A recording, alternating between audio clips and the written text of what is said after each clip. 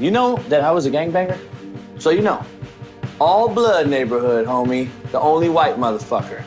I did go to jail, and I did do 18 months, but never smoked, never sold, and got out the hood. Because you know why? Character fucking counts. That's the gangster, dog. I coached JUCO for 20 years.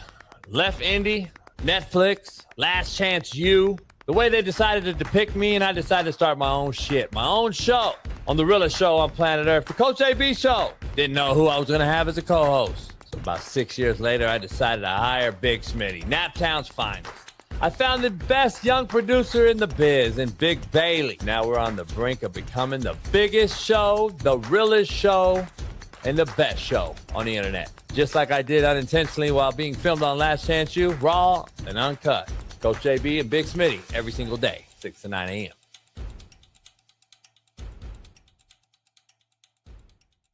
I'm kind of a fucking big deal, bro. What up, what up, what up? Sports Encyclopedia. Steve Kim. Got Trent in the cut. Coach JB. Yeah. Where you at, man?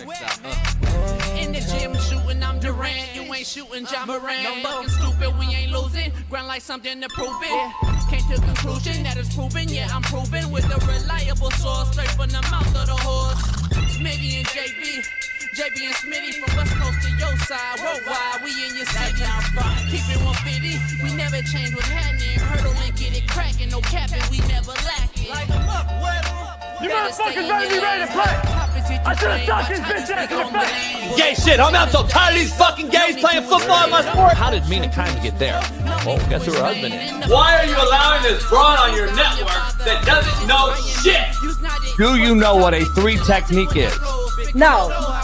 Okay, but you know football and talk football, and it's okay. That's why I can't speak to women in football.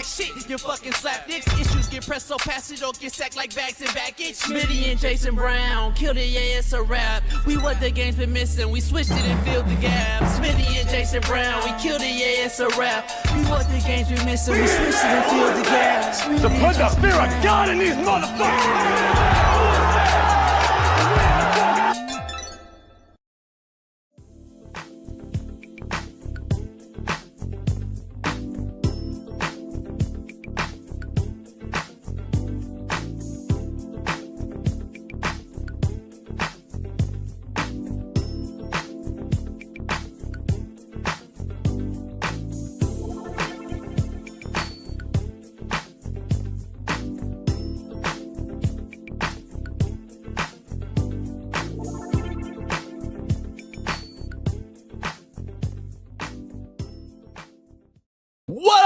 What up, man? We are in the building. It is Merciless Monday. I'm taking no mercy.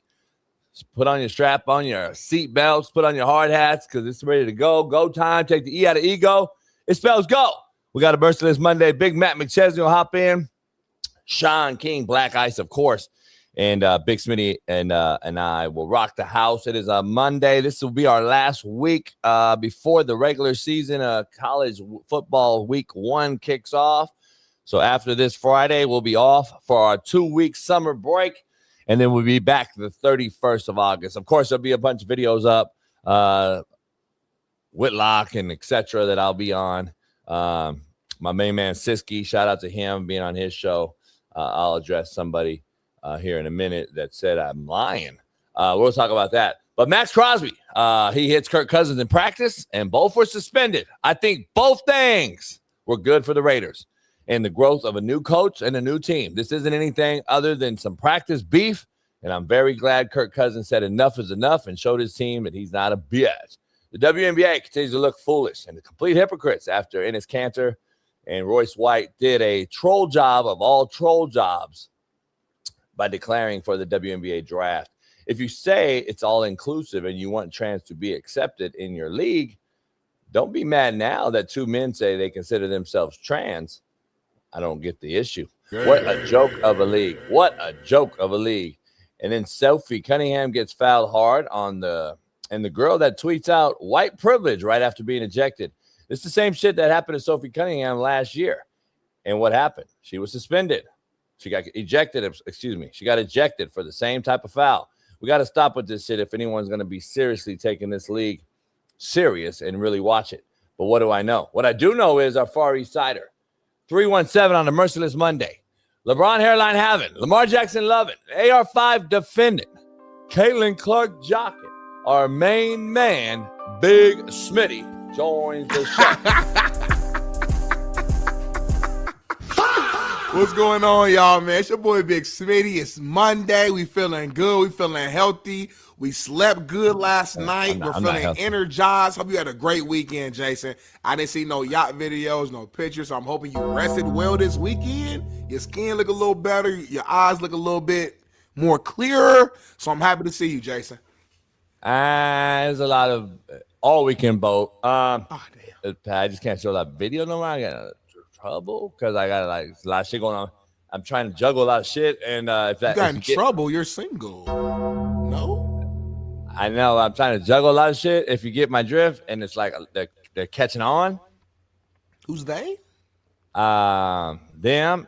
And so what happens is when they catch on, then they start to track you and try to see who's on the yacht. Track you, like kind of like they're doing some things that's kind of like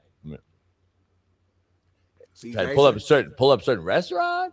But anyway, man, you gotta switch up your flow. See, you got the same routine. Too much.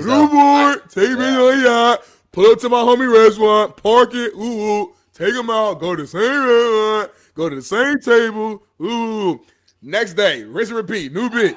You do the same time. You gotta switch the. It's a lot of restaurants on that area. I know where you at. Switch the restaurants up a little bit. Switch the time up. I got certain things, pull the boat up, so it fits certain places.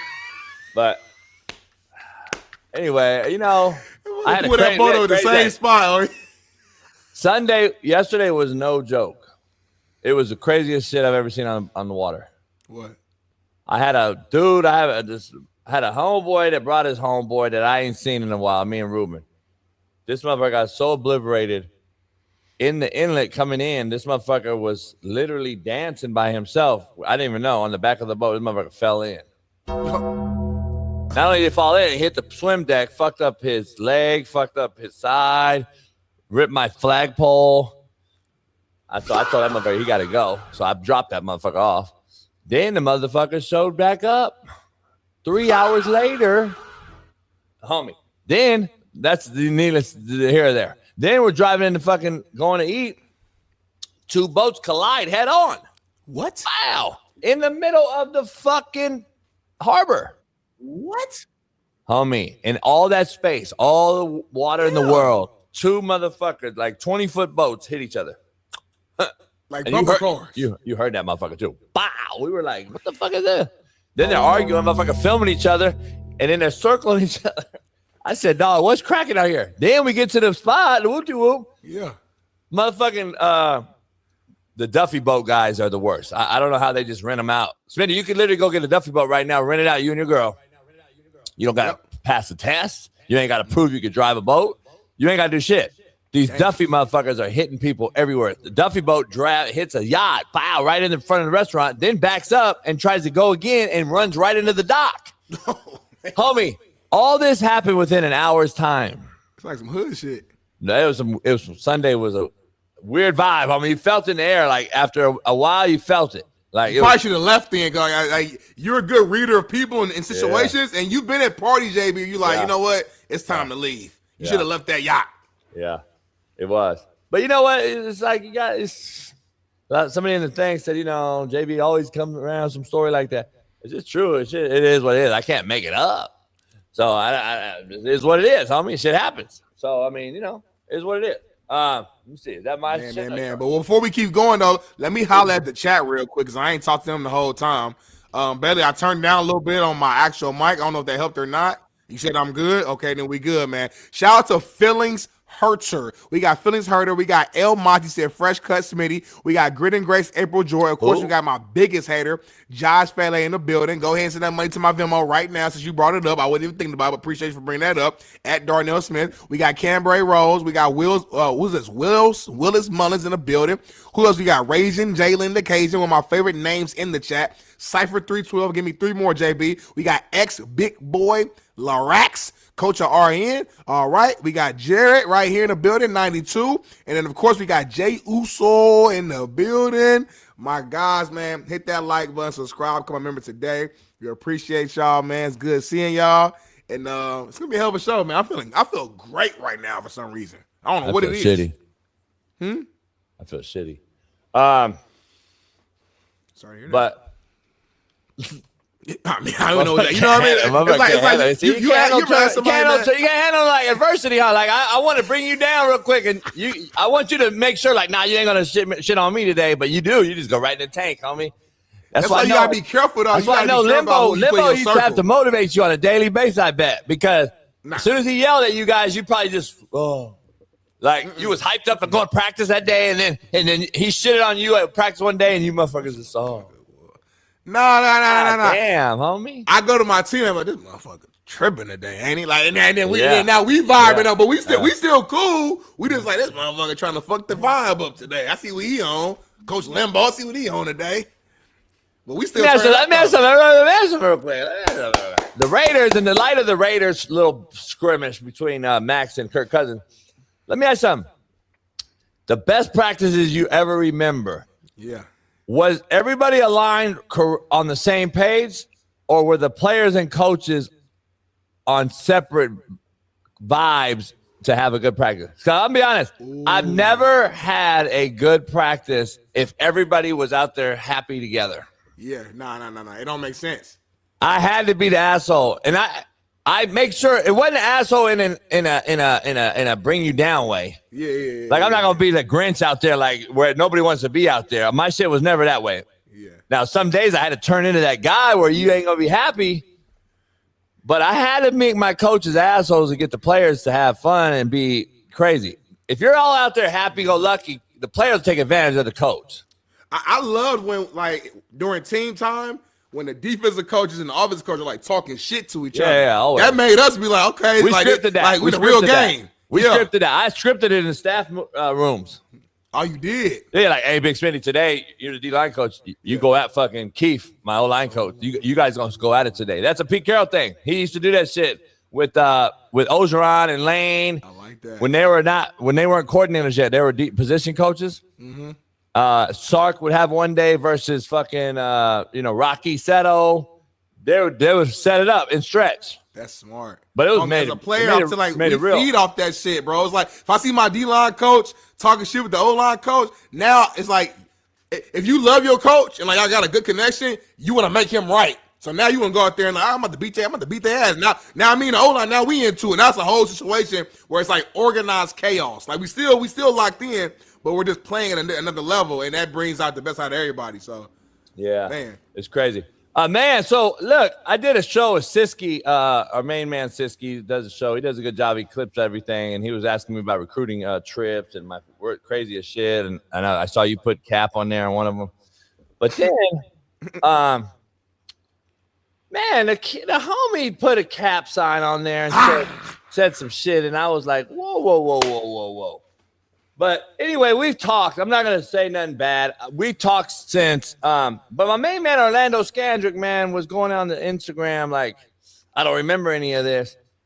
That's cool if you don't remember it. I don't know how you can't remember something that you did during your playing career. I remember everything from the year I was fucking in junior high to fucking Arena League. But that's fine. Be that as may. But Orlando and I have been going at it all night talking, and we're cool. We don't have no beef or nothing. But I'm like, why would I make up a story like this, Orlando? I don't understand. So what happened was, long story short, Orlando played for me as a sophomore at Artesia High School, my alma mater. That was my basically first job coaching. And so I'm like, I tried to help the kid because it was a horrible situation at Artesia during that time. And then they had him at fullback, homie, and some split back shit. And he was like kicking out the DN. So me and my boys who come in the chat right now, some of my boys were on that staff, and they were like sending me messages like, why the fuck Orlando acting like this wasn't real? I'm like, I don't know, homie. I said, I don't know what's going on here. I said, why the fuck would we make this up? He had you confused them there. Yeah, I'm like, you saw it post. I'm like, are you playing or what's cracking here, Orlando? There's no way, homie. So anyway, and I know you know Orlando, so I'm like, yes. Anyway, he hits me up privately. We talked last night. It's all good. But I was like, dog. He's like, JB, I just don't remember, man. To be honest, I go, that's cool. But I said some of the things you said look like I'm the one lying. And he was like, no, I was talking about the coach prior to you. And I'm like, well, that don't look like how you said it, homie. How you said it, right? And you know, he hit me up like, you know, JB, I ain't bougie. And I said, well, I ain't fraudulent. So we gotta figure that out. We had a little go back and forth. We're cool. And I was like, dog, you don't remember me taking you up to certain places and trying to get you out of that place and whoop de whoop. So he ended up going to La Salle, right? Yeah. And him and Jeremy Childs, and they had a good La Salle team. He went to Boise, freshman All-American, all that shit. I rooted for Orlando from gate. Maybe you didn't remember us because you were a sophomore and what we did, because maybe it wasn't that impactful. Maybe I don't know. And it's a long time ago. That was before Richard Sherman at Dominguez, and before that was all during that time. So we talked, man, but it was like funny that he heard the story and then he said, I don't remember none of this. And I'm like, well, shit. I mean, I see, Smitty, I guess coaches are different because that's part of our legacy. Yeah. No, coaches, you got a great, bro. You know stories from fucking 01, 98. Yeah. As a player, I didn't forgot a lot of shit. Like, sometimes it takes a minute for, like, somebody to say something, and I'm like, oh, damn, I do remember when that happened. But, like, I don't know. It's just different. It's like, see a little, see a lot. Like, it's like, I just move on to the next week. And you know what happened is, like, because I had Eazy-E's son, Eric Wright, on my team, and a couple other guys, and we were talking about last night at the Archies. But I was like, we were talking, my boy Robbie, I was like, why this cat acting like you, cat? I was with you when we took. I said, dog, I don't know. I mean, I said, I have no idea, but I said, why the fuck do I gotta lie about anything about a former player or anything or coaching, any type of coaching story? I had no reason to lie about it. When I saw it, I'm like, this ain't even something to lie about. Like, it ain't nothing that's like, it wasn't like you was like trying to boost yourself up or something. Like, I don't gain nothing from this. Yeah. I'm like, what the fuck I gain this? You was a sophomore in high school. You bounced, went to La Salle. I remember seeing the crib that you guys were going to end up getting and the whole deal. And I'm like, listen, it's all good. I know. I'm like, I ain't tripping on that, but I was trying to help you out. I didn't gain nothing from it. So It is what it is, man. We good though. But it was crazy. Shout out to man. That's my dog. He crazy as hell though. That's my dog. Yeah.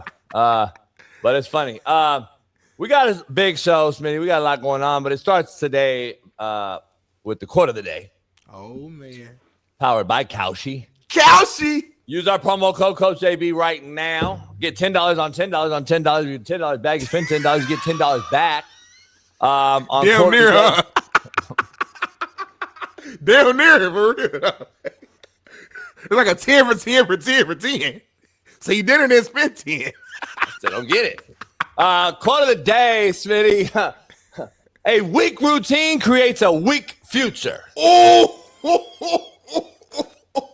Statement. That's a statement. A weak routine makes a weak future. So, like, if your day-to-day D Jones is weak as hell, you're going to be a weak motherfucker in the future.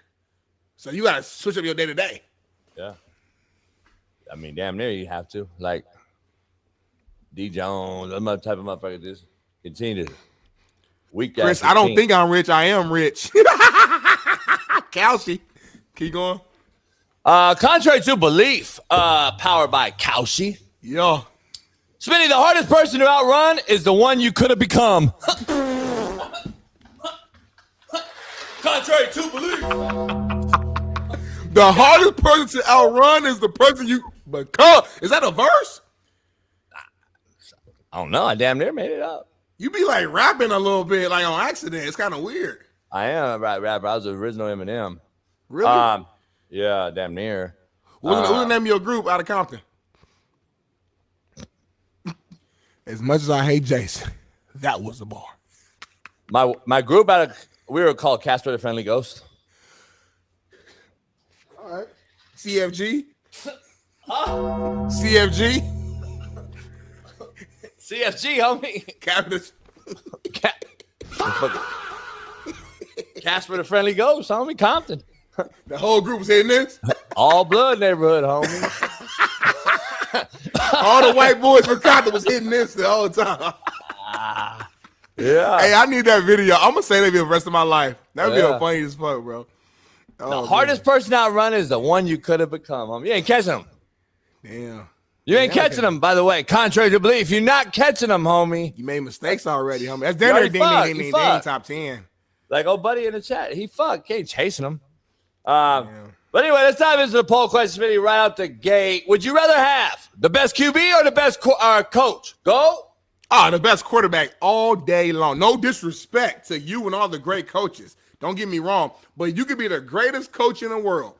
If you got a trash quarterback, you're not winning any games. If I have an amazing quarterback with a trash coach, I won't reach the pinnacles that I would reach with a great coach, but I can still be really good just off the strength of my talent. So at the end of the day, it's about Jimmys and Joes, not X's and O's. Coaches are important, Jason. We love y'all. We appreciate y'all.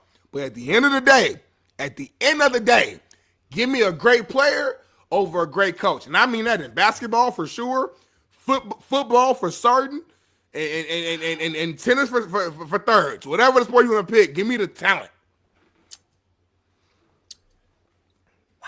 I agree with you on this for sure, because you know me, I'm a famous quote. It ain't about the Jimmys and Joe. It ain't about the X's and O's. It's the Jimmys and Joes. And I've said that, and I get it. And I'm with Smitty and everything like that, except this ain't that era no more. These quarterbacks are boo-boo the fool. They are not the same QB that I could benefit from and just put everything over there and say, go ahead and win me the game, dog. These guys ain't that no more. That's an unfortunate part of it. So now I got to take Andy Reid, who's proven to win with mid quarterbacks like Patrick Mahomes. I got to take, guess what? I got to take coaches like Sean McVay, who got rid of Jared Goff, who couldn't win it for me, and then went and got Stafford. To your point, the quarterback helped them win. But at the same time, we got now McVay and gets a quarterback and figured it out. Who made the decision to make that decision? McVay. He said Goff ain't the guy. So guess what, Smitty? There's a few quarterbacks that can help me win, but the coach now, to me, trumps that position more than ever before. And that's the craziest part, because usually the Jimmys and Joes would lead you to the promised land, Smitty. The best quarterback is going to get it all day. Now, Smitty, how many real great quarterbacks can you say I could take right now and win? Josh Allen for sure, Joe Burrow for certain. I do think Lamar gonna be Lamar because his skill set just why ain't they won yet though? Huh? Why ain't they won yet though? A lot of coaches ain't won either. Hold on though, homie. A lot of coaches ain't won either. I know, like your boy saying, hey, I told you about that. Okay. But let me ask something. Fair point. What about? You can't have bad coach and quarterback. You can't have bad coach and bad quarterback like Frisco has. I know. So, Shanahan not a bad coach. So you know that. Let me ask something. This is my point though. Josh Allen has had the same head coach for a while now, right? Yeah. They got Buddy fired. Got Buddy fired last year after how long? Buddy was mid. That's his fault. I thought Josh Allen was the guy who's gonna win me a Super Bowl. Is the guy. Hey, he couldn't get over Patrick Mahomes. He could never win over the hump. He can't get over the hump. They fired Buddy. They fired Buddy. They hired Buddy, his OC now. Yeah, they gonna win now. What happened in Buddy? What happened with Buddy in Seattle? And then Buddy comes in first year and wins the deal. Guess what? Buddy went out and got Buddy, who y'all said couldn't play, and Sam Darnold, and they win the Super Bowl. And y'all said Buddy's mid. But they brought Buddy, though. No, Buddy was the answer. I'm making a point. I'm dropping bombs right now. I mean, y'all said this quarterback wasn't even shit. The Seattle Seahawks went from journeyman to journeyman and won a Super Bowl because of why? The coach. Buddy. The coach went into Seattle and won a Super Bowl, homie, proving my point of the poll question. The coach right now trumps the QB because the QBs are so ass in the league right now. You have a very few and far between selective group that's super uber talented.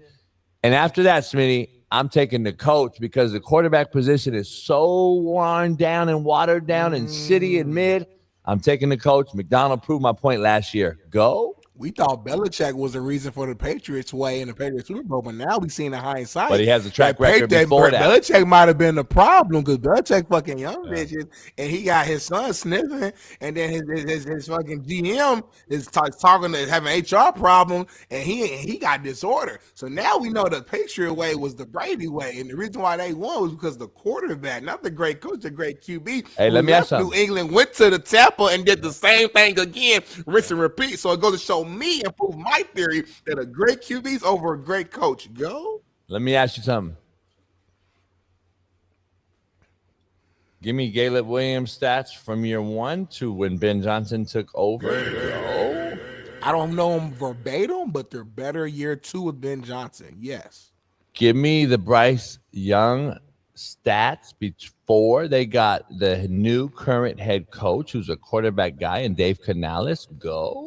You know Dave Canales personally. I will say that Bryce Young did get better, but you could also make the argument that it just came naturally through experience and going. Give me your insight on Sunshine down there in D Jones land before Duval came in. Go.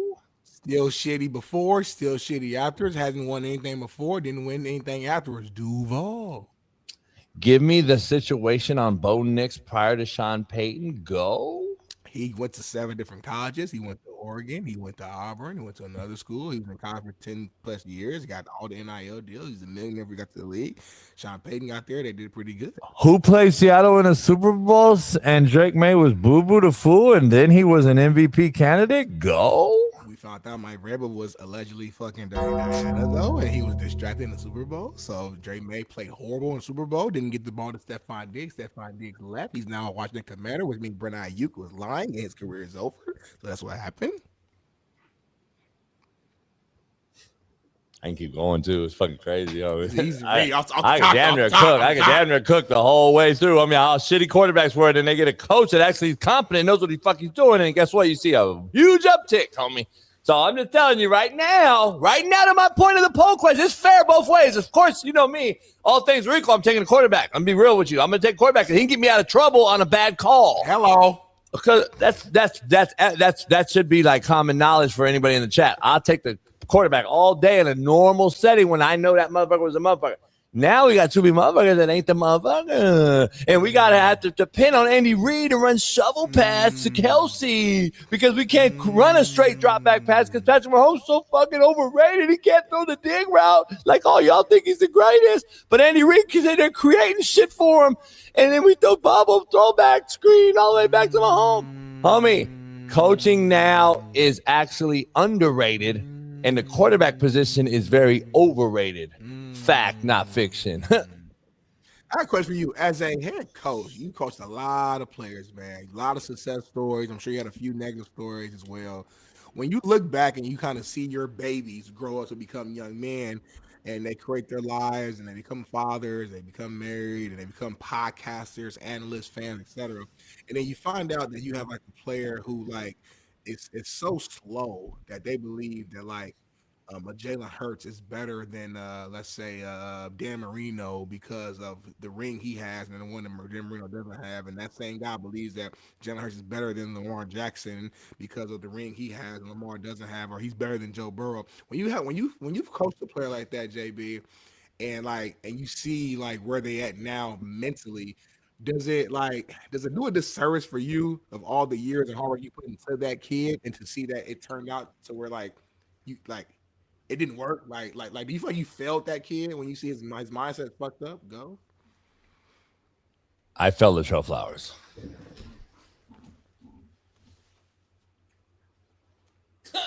Oh shit. This motherfucker's stupid, JB. And I love Trail. He a dumb motherfucker though. I heard some bad Smitty, get this, Smitty. I heard a bad story last night about Latrell and the coaching profession. What you hear?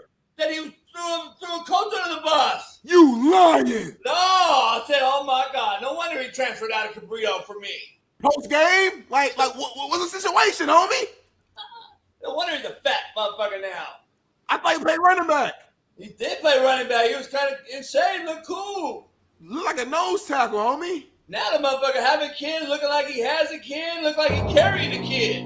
Did you see his baby picture? He got a beautiful wife, beautiful all that. But I thought he was the pregnant one. Exactly. Motherfucker look 9 months pregnant right now. Motherfucker look like Shrek, homie. Motherfucker cheeks look fat as fuck. Motherfucker like Devon Dudley, homie. God damn, motherfucker. I'm like, damn, what happened to Buddy? Buddy fucked up. Then I wrote Buddy a letter of recommendation trying to give Buddy a job. That's bad on your name. Horrible on me. He said, who you sending me, JP? I said, one of my former players play running back. Motherfucker went to the interview and said I hired him as the O-line coach. You bullshit. Nah, he didn't hire Buddy, but he was like, damn, I thought he was an O-line coach. This motherfucker huge, ain't he? God damn, the Put motherfucker. the burger down, Trail. He the head of his class. This motherfucker call him 6 guys. That motherfucker look horrific. This motherfucker go to in and in. He never leave out. But Ruben got diabetes? Damn, homie. The world's fucked up, ain't it? God damn, homie. But anyway, Smitty, getting back to the show, I kind of get disappointed, man, when I see former players do that type of shit, man. So it ain't. Man. Yeah, so I didn't know who you were discussing or talking about. That was a random question. I was just kind of curious. Yeah. Yeah, it's crazy, man. Some people you can't keep an eye on them after they grow up, and buddy having kids having kids, and you can't really monitor that. They got to grow up, be an adult now, and I can't really monitor that. So after they leave me, I would hope they do good for me and well for themselves and give me a good name. But sometimes buddies go and venture off and just be that buddy. Yeah, man, that's crazy, man. Somebody in the chat just said this. Antonio Hudson, he's a brother. He said this buddy word is getting on my nerves.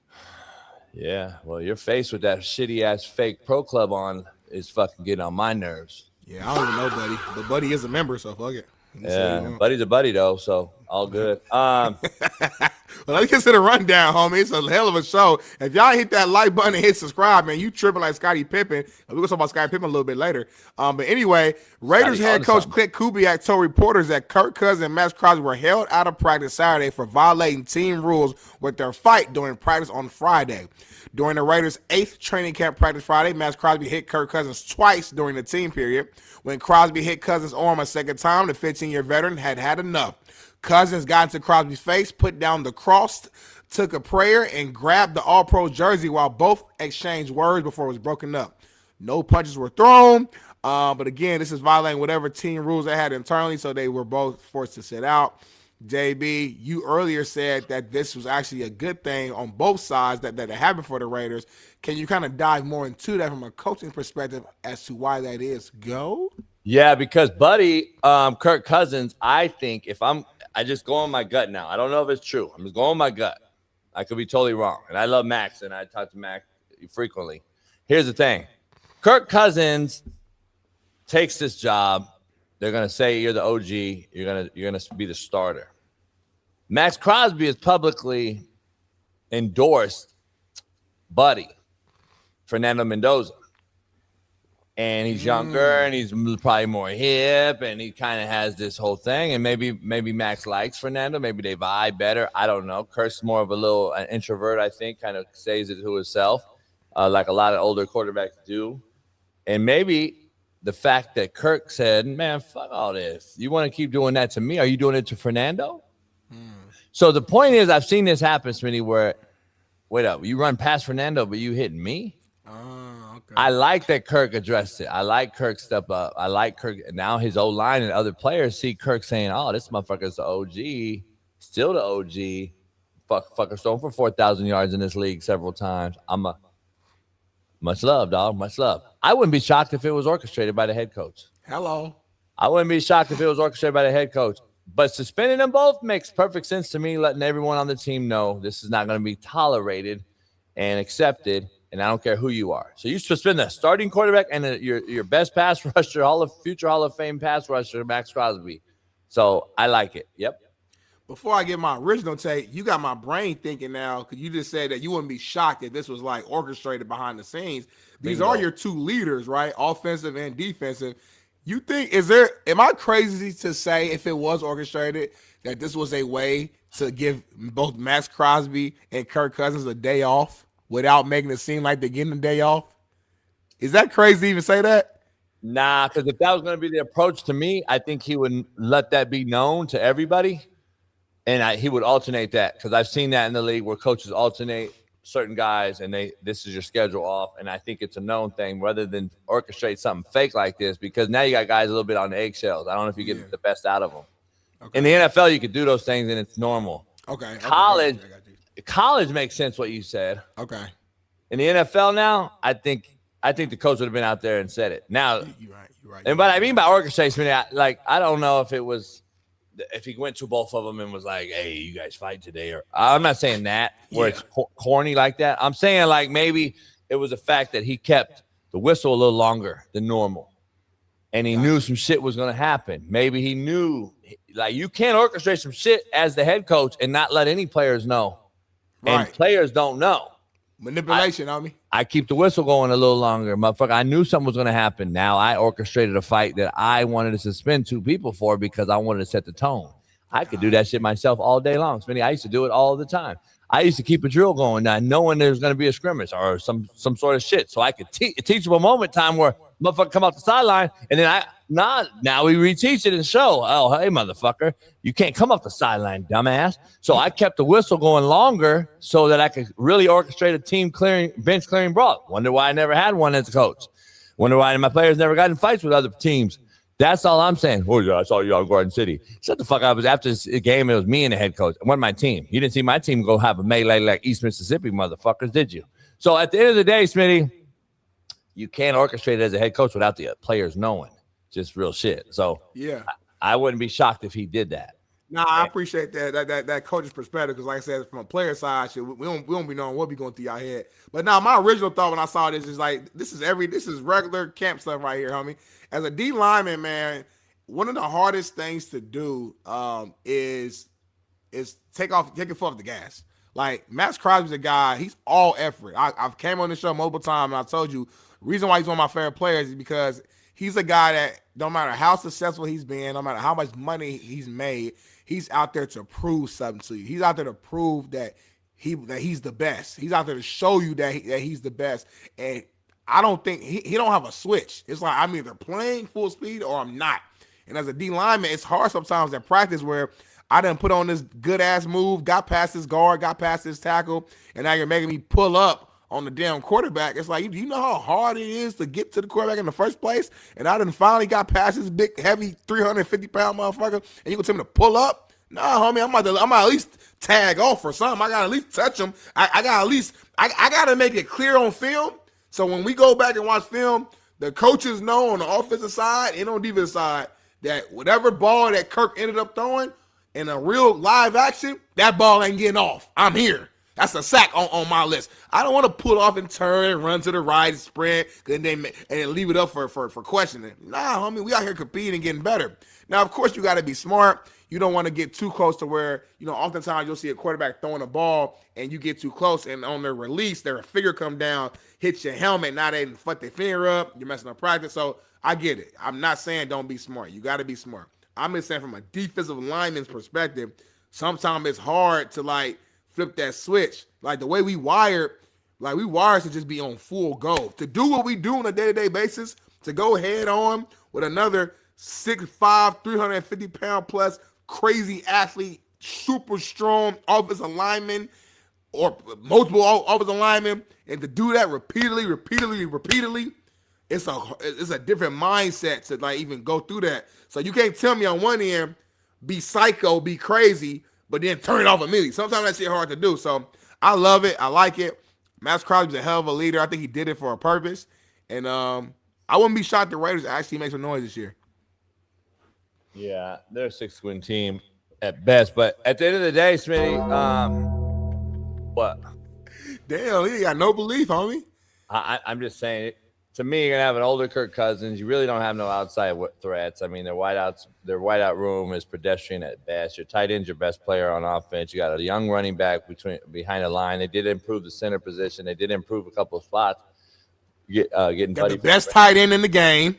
Yeah, that's what I said already. I'm like, that's your best weapon, though. And a young second-year running back and still you got a good center now, and that's cool. And you've improved a little bit up front, but you're still not going to be able to – you got to take on Denver, the Chargers, and KC's defense twice a year, homie. That's just number one. That's the number one. Then you got to win the games that you're supposed to win. which they haven't figured out how to do in quite some time. I'm talking decades. The Raiders have not figured out how to win the games they're supposed to win in decades. Until they can figure that part out, then be considered serious contenders in the West. Because, dog, if you can't win against the goddamn, Jacksonville or fucking Carolina during the regular season, you can't be considered serious to take on a goddamn number 1 or 2 or 3 ranked defense in football in the Denver Broncos, or top 5 defense in the Chargers or the Kansas City Chiefs if they're back to normal. There's no way you can be considered serious. You got to beat the teams that you're supposed to beat, or you're just not going to be. Then they'll go to Kansas City and Arrowhead and win a game in the fucking week 11 that means nothing. And you're like, fuck, man. This team's like, you got to be consistent. They got to figure out some consistency, man. And I think that comes this year where they make a step forward. Maybe something out of Seattle Seahawks book when McDonald took over year 1, even though they still won 10 games. I don't think the Raiders will win 10. But I think they can win 6-7 games and make some progress. And listen, you can win 6-7 games, Smitty, and be a better team still. And how you lose games is going to be what I'll be watching this year more than anything. No, I feel you though. I mean, they first 4 weeks is they got the Dolphins to start the season off. I think that's a win. But then they got the Chargers here in LA and Inglewood. They got the Saints, which a lot of people feel really good about the Saints. Then you got the Chiefs. So, like, how they start is going to play a huge role, I think, in how this season goes. I mean, I can see them going 2-2, 3-1 on the good side, but on the negative, they could easily be 1-3, depending on how things go as well. So, and if they do go 1-3, Fernando Mendoza will be there the next week, and he will be starting. Kirk Cousins on a thin leash, So, at the end of the day, like, you got 2 quarterbacks, and your veteran ain't really pop. It's kind of like your argument with Jacoby Brissett the other day. Like, if your veteran there ain't really separating himself from the rookie, from the young guy, put the rookie in. Why not? You ain't winning nothing anyway. So, if you really believe they're going to go 6-11, JB, you dare them, might as well go ahead and start Fernando then. Here's the issue, though. I think context matters. The Raiders got to show me, though, that they can at least protect the quarterback somewhat where he's not just getting absolutely obliterated, because you don't want to do that with your rookie Fernando Mendoza year 1. You don't want to do it with Carson Beck either. But here's the thing. Carson Beck, in my opinion, is not a first rounder. And I didn't have to spend all the money I spent on as I did on a Fernando Mendoza in a place like the Raiders, who are much more scrutinized than the fucking Arizona Cardinals. I think context does matter as far as that goes. So that's the only reason I say Carson can actually go in and be the guy right now, because of his draft status and the fact that he's on a team that nobody has any expectations for whatsoever. The Raiders are always going to have Raider Nation and expectations, always, and they always will be. If they can at least show me they protect a more non-mobile guy in Kirk Cousins, then at least I'll feel a little better with a little more mobile guy in Fernando Mendoza as a rookie. I don't want to get my rookie fucked over either and not have any confidence going into camp for year 2 as maybe tabbed starter. So, like, I don't want to ruin that either. So, like, there's got to be some look at and see what's going on, because I don't want to see Fernando running around because his 2 wideouts outside are getting fucking jammed at the line of scrimmage because they have no threats whatsoever. I'm being honest with you. They don't really have any weapons. Sean King alluded to that last year and saying Pete Carroll kind of got a short end of the stick with so did Antonio Pierce, with having really no outside weapons. You get Brock Bowers, of course. You draft Genty, but you haven't done anything to address the wideout room. Like, you still have no real big-time NFL wideouts collectively as a top 2 or 3 guys like all these other teams. So until they show me that and they can protect a little bit better, I'd be a little more apt to just stay with Kirk Cousins as he's entering the twilight of his career. Yes, sir, man. Well, it's gonna be an interesting, an interesting one. Well, oh shit, what the hell? Well, moving on to the next topic here. I don't know what's happening, Belly, in the doc. What? But your boy. Now we're gonna move on to the next one. WNBA, homie. Let's go ahead and dive into it, bro. Wow. I know you saw it. I know. You know. I tried to avoid it. You know me. I ain't trying to. But it's just too big of news right now to avoid it. 2 former NBA players have announced that they are now trans and plan to join the WNBA. just hours after Inez Cantor Freedom announced that he plans to enter Royce White, who's also running in Minnesota's August 11th Republican primary for Senate, announced that he also plans to enter the draft. This video right here. So let's watch Inez Cantor Freedom video, and then we're going to watch Royce White's video right after that.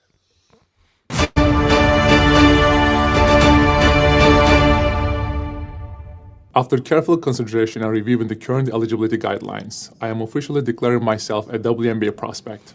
If simply declaring who you are is all that's required, then I meet every single requirement necessary to compete in the WNBA. My team and I have carefully examined the WNBA's eligibility criteria and governing framework surrounding self-identification and inclusion. Based on the current guidelines, I can and am officially declaring my eligibility for the upcoming WNBA draft in May 2027. So that's we'll start there. So that's Inez. And then do you want to go jump to Royce? Yeah, go ahead. Go ahead and jump to Royce White video as well. Earlier this week, I made the announcement. I'm transgender. I'm a woman. I identify as sometimes identifying as a woman for purposes of basketball, professional basketball. So I'll be declaring for the WNBA draft in 2027 as well. I mean, I think I'd be unstoppable, but I'm a team first guy. I'm a pass first kind of player. I do the little things. I led my team in all 5 major stat categories at Iowa State University. So I do a little bit of everything. I'll do whatever the coach needs me to do. I'll do whatever the girls need me to do. Huh. Shout out to Irwin. TMC. Irwin. I ain't seen a 100 ball in a minute. Shout out to Irwin. Shout out. If Subby was a starter, it would almost be enough to watch. She play a lot if you watch the Fever, homie. Man. So obviously, that triggered just a huge response online. You got people on kind of both sides of the fence. You got people digging up personal background stuff of both these players. I saw something about Royce White having I guess allegedly something like a restraining order or something that's against him. He can't even see his ex-wife for 50 years, can't see his kid for a couple years. And you got people bringing up Inez Cantor Freedom, and then you got people it's just everywhere, as you would imagine. This is Royce White's tweet. He posted a picture with a wig on, said, it came, y'all, my first wig. Tomorrow I tested out on the court. This is my feminine era glow up. Did I slay? If y'all don't, yas queen, you're transphobic. I really don't understand all the hatred. I just wanted to play some hoops with my fellow ladies. Good. So, you know what I've noticed over the time that we've done this show? Yeah. Is I don't know how I'm going to term this.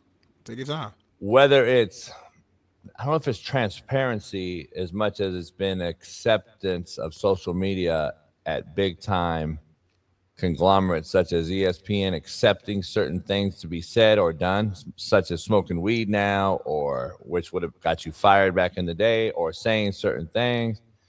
Now we got a guy running for state senate who's doing an absolute troll job on the internet.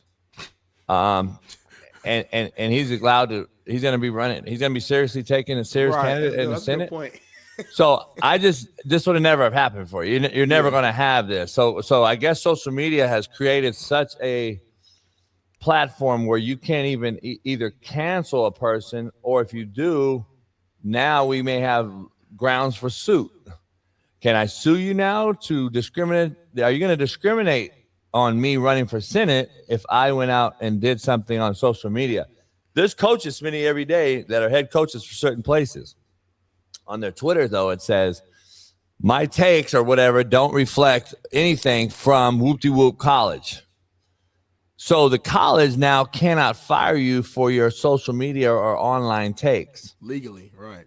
Legally, right? But they can fire you for decorum violation or, things that go against the antitrust or anything that the school has embedded in their bylaws, which they'll find a way to still get rid of you. A buddy of mine got fired at Long Beach City College, even though his Twitter read exactly that my takes don't reflect my head coaching job at Long Beach City. Right. So there's a lot of shit out here now that social media's created.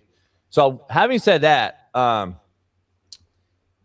first of all, either one of these men are going to play in a women's league. Right. The fact that everyone's up in arms thinking they are is comedy to me. That shows you that social media is really taken way more serious than it needs to be, number one. Number two, I think they're such women advocate, these two individuals, and are totally against the trans movement like I am, that they did this troll job to just prove a huge point. And they know damn well they wouldn't play against women because of their beliefs in fighting for women. So they would never do it, in my opinion. So either would I, right? But I will talk it and talk shit and troll all day. All they're doing is proving a hypocrisy here that the inclusive part is you're gonna have me. The Jamil Hills of the world and shit that I've been going back and forth with on Twitter all weekend is the ones that blow my mind. Because I'm gonna be honest, she's saying, like, basically calling these guys out, saying like this hypothetical that you are creating is a mockery and whoop. And I'm sitting there like, hypothetical? Jamel, a man saying he's transgender to play with women is a literal hypothetical. It is exactly the same thing. So to me, her takes were horrific ones. Just say, you know what? Yeah, it's another hypothetical. And the WNBA said that's what it would be. And that's what it is. And that's why I came at her like, dog, it is a hypothetical. Men that are transition, guess what they are? Men. They're the same as cancer, homie. All three parties have dicks. So I don't understand what the fucking hypothetical is. So all I think is this is a troll job, and it's a point that they got, and it's again another bad look. Regardless of what side you're on, Smitty, bad look for the league, WNBA, because of. And I'm gonna be honest. I went back and looked at the Sophie Cunningham comment that stirred all this. Smitty came on the show last week, and you said, you know, the questions by the media, why are they being asked? She basically said a very simple thing, like, boys and girls don't belong together. And social media, to my whole point, took that and has blown that thing up to where it's a huge division now amongst both sides. So I looked at her comment. Her comment was nothing crazy, bro. It wasn't anything that should have had protesters out there, shouldn't have had these fat wobble bodies in the stands talking about, I thought I hated Caitlin Clark more, but now I found someone I hate more, Sophie Cunningham, for saying the absolute obvious that boys don't belong in girls' sports, and that made her a villain. That's what makes you have a real bad taste for the WNBA and the league in general when the league don't defend their own players in a Sophie Cunningham defending herself and all the women that play in the league. That's all I'm saying. I'm going to leave it at that. I don't really care about it. I think it's a troll job, Smitty. It'll never happen. There'll be lawsuits and all kind of other shit. We know that, but I think they're doing that just to try to further step that they're protecting women. No, I'm with you. I mean, that's a great take. I'm with you 100%. I mean, that's exactly what they're doing. They're just trolling, and that's the point. The point you just landed on was the point I was trying to make, like, even last week, is that, like, to me, as of right now, this is like a non-story, meaning that, like, there are zero trans players in the WNBA. There are zero trans players even trying to play in the WNBA. The only reason why we're even having this major conversation and topic is, to your point, Sophie Cunningham just answered the question and gave her honest opinion, which, to your point, and I agree with, you would think would just be common knowledge, but apparently common knowledge ain't common knowledge no more. So, but that's literally it. This one question triggered all of this. And now we're in a point where the league they're getting closer to playoffs. Again, I watched the game. So, like, the league's in a good place as far as the on-the-court product, but ain't nobody talking about the on-the-court. They're talking about all this BS around it. And again, like, you would think that somebody's actually trying to enter the league. Based around how much conversation it is. And it's like, damn, it's like we're just looking for problems to have just to have them. And I get it's the offseason for the NBA, offseason for the NFL. So, like, maybe motherfuckers just bored and ain't got nothing to talk about. But it's crazy that's blown out to this point. But go ahead. Nah, the other issue I have, though, is you and I disagree on the grooming part. I think it's considered grooming 101 when you do things and we don't forward think it. So Jamel Hill and I have disagreement again because she's talking about, well, there's no one in the WNBA trying to play as transgender. We don't have any in there. Then all these fucking trolls came at me on Twitter talking shit about there's 0.1% of the country that is this and this and this. You can break down the stats all you want. That 0.001% has groomed us and has force-fed us LGBTQ, trans, rainbow flags more than any other 0.1% group in American history. Fact. Just look at it. There's more gay LGBTQ days than there are anything. Black days, Mexican days, veteran days, fucking anything. There's more LGBTQ days than anything, but yet you say you're the 0.01%. So if you are that and it doesn't matter to you, why are you force feeding us every single day? The disagreement I have with Smitty is about the forward grooming part with Jamel Hull and her comments and her fan base that went at me saying, well, we only have 0.1%. JB, it ain't going to happen. I said, oh, yeah, but what about that 0.1% who has taken awards away from females, girls in high school, in California, Chicago, New York, and that they'll never be able to get back? What about the flipper himself, beating women in the SEC in swimming? You're never going to get it back. So just fuck those girls.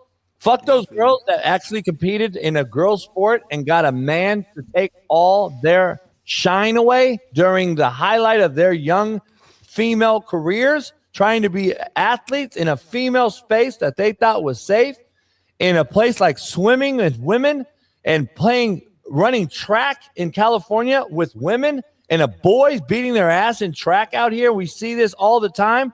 Yeah, it's 0.01%. Guess what, though? So fuck those girls that had it taken away, though? That's the issue I have. Yeah. No, and it's a great point. And we talked about before where I said, like, I get, like, you don't wait for something to become an issue before you address the issue. So I understand that point. I guess what I'm saying is, though, if this is the route that we're going to take, we can always just make up some topic to discuss in any situation. Because, like what I'm saying is, like, that question was just random. Like, you know what I'm saying? Like, I don't know where it came from. Yes, you have examples of it happening across California specifically and, like, certain sports over the last few years for sure. But I'm saying in reference to the WNBA, that was just some random question that got asked. Like I feel like that journal, and I'm not blaming the journalist for asking a question. You can ask whatever you want to ask. I'm just saying that usually when you ask questions, it's in relation to something that's actually going on right now, something that's current, something that's relevant to the league, something that's whatever. And that question was just like pulled out fucking out of a magic hat, and now it's turned into the biggest topic in sports. And it's just like, it's crazy how that has happened. But regardless of that, my bigger point, and I was thinking about this yesterday, the issue that I got with the folks on the other side is that they make it seem like by us saying men should play with men, women should play with women, that automatically means that you're transphobic, you hate trans, you don't believe they belong in the world, you think they should, have their own. Like, there's a lot of gray area between men play with men, women play with women, and I hate trans. My take is this. I'm talking about in sports, I want fair play. That's it. If you want to be trans, I don't understand it. I don't understand why you would want to change your sex. I don't. I think if you're born a man, you're a man, you're born a woman, you're a woman, and it's always been that way. But at the end of the day, it's your body, and that's your life. I don't give a fuck what you do with your life. As long as you ain't disrespecting me and mine, we cool. You deserve every right that we all have as a human being. But when it comes to sports, it's always been about fair play. And I was thinking about this concept last night, JB, and I was like, okay, if that's the case and we don't care about fair play anymore, then let's allow athletes to take steroids then. And let's not test them for steroids then ever. Let's allow all the men in any sport, all the women in any sport, shoot up, take steroids, do whatever, because y'all don't care about fair play, right? Because the reason why steroids has always been a big issue is because it gives you an unfair advantage amongst your competition. All we're saying, or at least all I'm saying, is that if you allow people who are born a man who's transitioned to play in your league, I don't care how many hormone shots or whatever they took, at the end of the day, foundationally, that is still a man, which gives them an unfair advantage amongst the competition. Period. I don't understand how just that statement alone, just that right there, is confusing to anybody, and or how me by saying that statement makes me transphobic. I don't hate you. I want fair play. That's it. Period. Point blank, period. Like, is that, to me, it's such a common sense thing that I'm confused on why it's a discussion and why we're even arguing about it.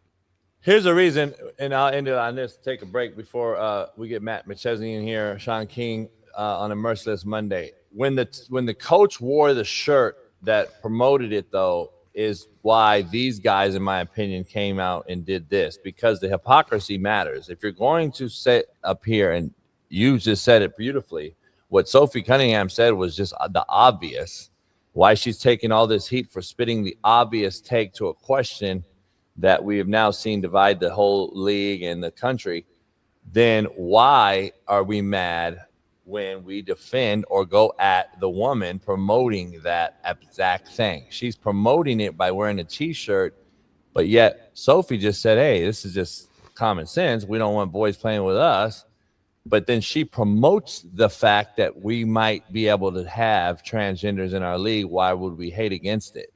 That, to me, is the issue, and that's why I had the issue with the propaganda wearing the shirt, because clearly you're going against what your own women are clearly stating. We don't want to play men. For the majority, I think the majority of the WNBA want to play against girls. So if that's the case, why are we having coaches push it down our throat? That's the only reason I have in disagreement with, but, I mean, fair points on both sides. I just think that we got to, this right here is a troll job at the end of the day for the topic. I think it's a troll job. They're not going to play women. I think they're just showing that there's a huge hypocrisy out there. If we're going to be inclusive, then be inclusive. But if you're not, then stand against it. That's all it is. Stand for something or fall for anything. There you go, homie. There you go. Let's go on a quick break, man. When we come back, I know Matt McChesney going to be right around the corner. We got a load of show for you this Monday. Man, hit that like button, subscribe, become a member today. Download Couch and use promo code what, JB? Coach JB. We'll be back in 5.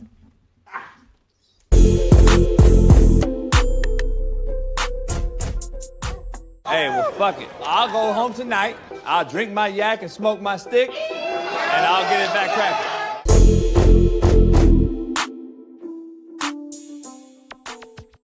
What up, what up, what up, man? We are back. Coach AB, Big Smitty, and this show is powered by Kalshi. Before the season even kicks off, I just want to make sure everybody knows, everyone making predictions, who wins the division, who makes the playoffs, who's lifting the trophy at the end of the year.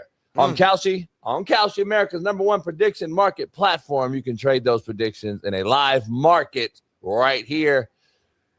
Big Smitty. You want to do it, homie? Should we go straight into it real quick? Could we go straight? Because I got a question for you before we get into the last piece, JB. Raiders is the big topic right now, so I got to ask you, will the Raiders win the play or go to the playoffs this year? The Raiders, JB, yes or no? No. Ooh, you don't believe it? Kirk Cousins?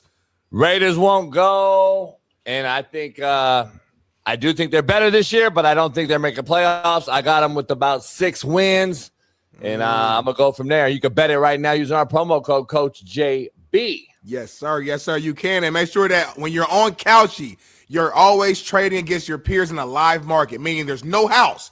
And as the probability changes, you can buy in and out of your position.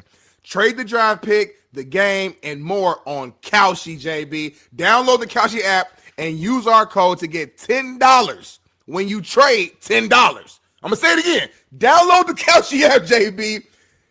Use our code. You get 10 when you trade 10. So you damn near didn't spend 10. Kalshi, Kalshi. That's Kalshi. Trade on anything, JB. 18 plus only. Restrictions and eligibility requirements apply.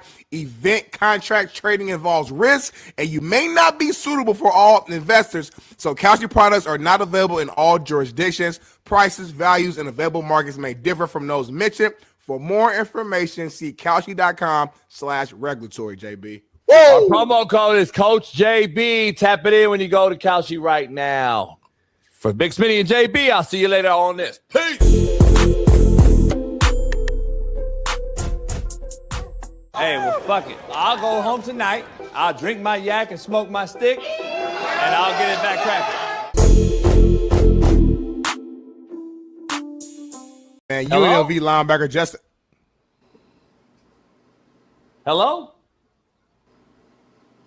Hello, this is Toya Marie with Student Connections, calling on behalf of the University of Arizona Global Campus, formerly Ashford University, for Salvador. Can you slow down? What is this about? Yes, this Is this Salvador Cadenas? Is this who? Salvador Cadenas? Yes, 1 second. Let me get him. Salvador. Hola.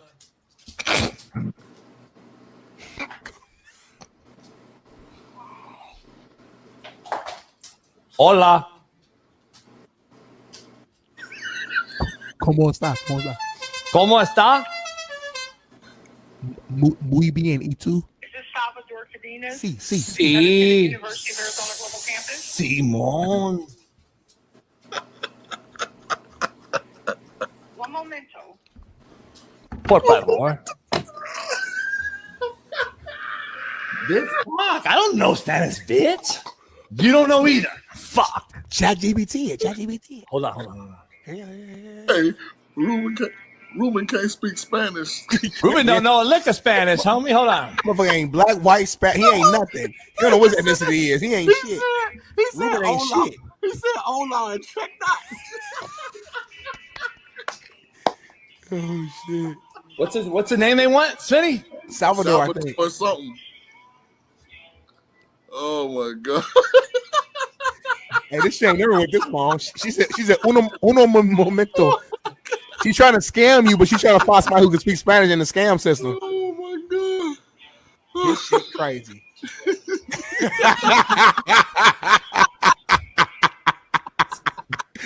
Hey, you funny as hell.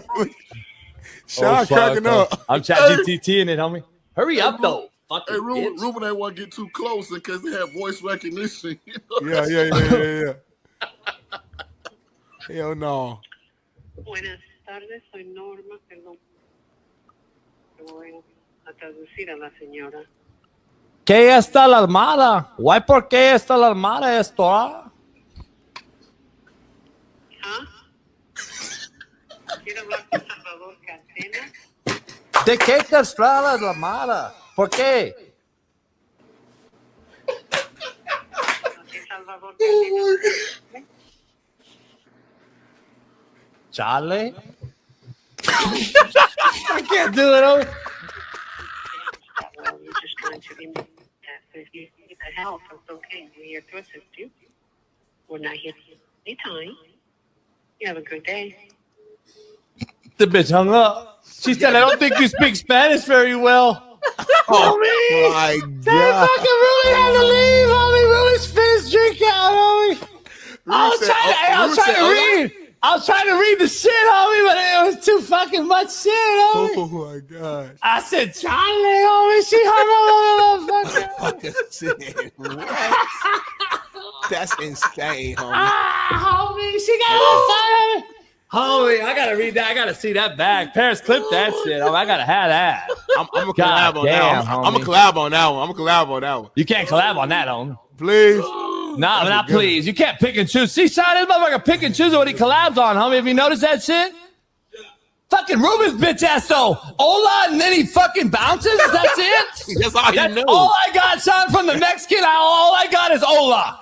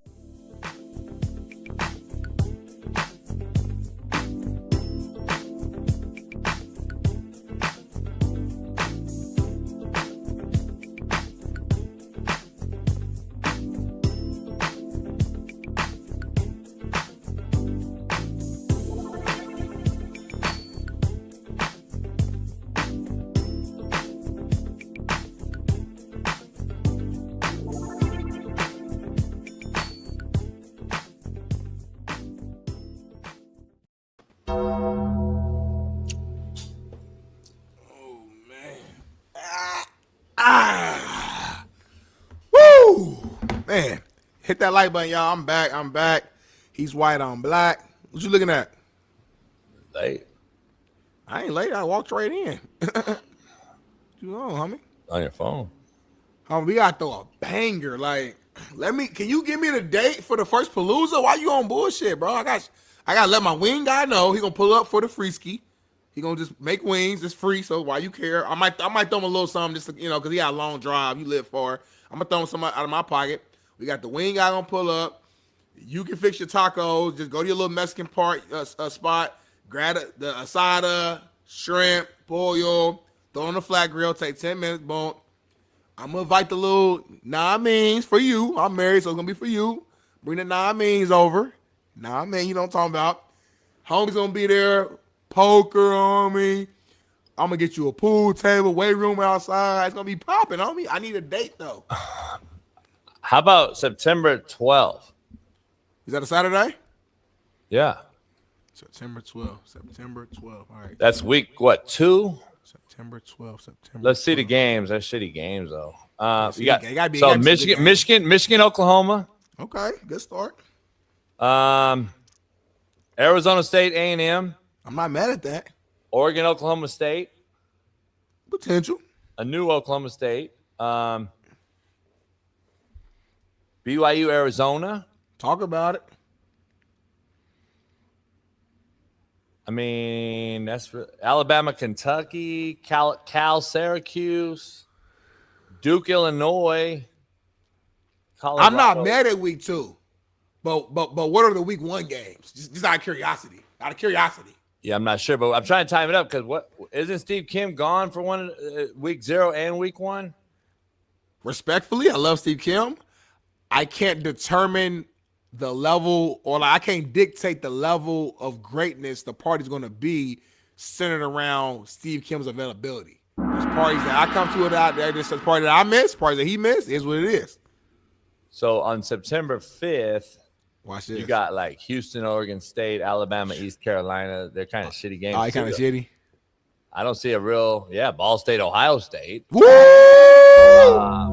Yeah, these are all like SEMO, Iowa State. That's week 1?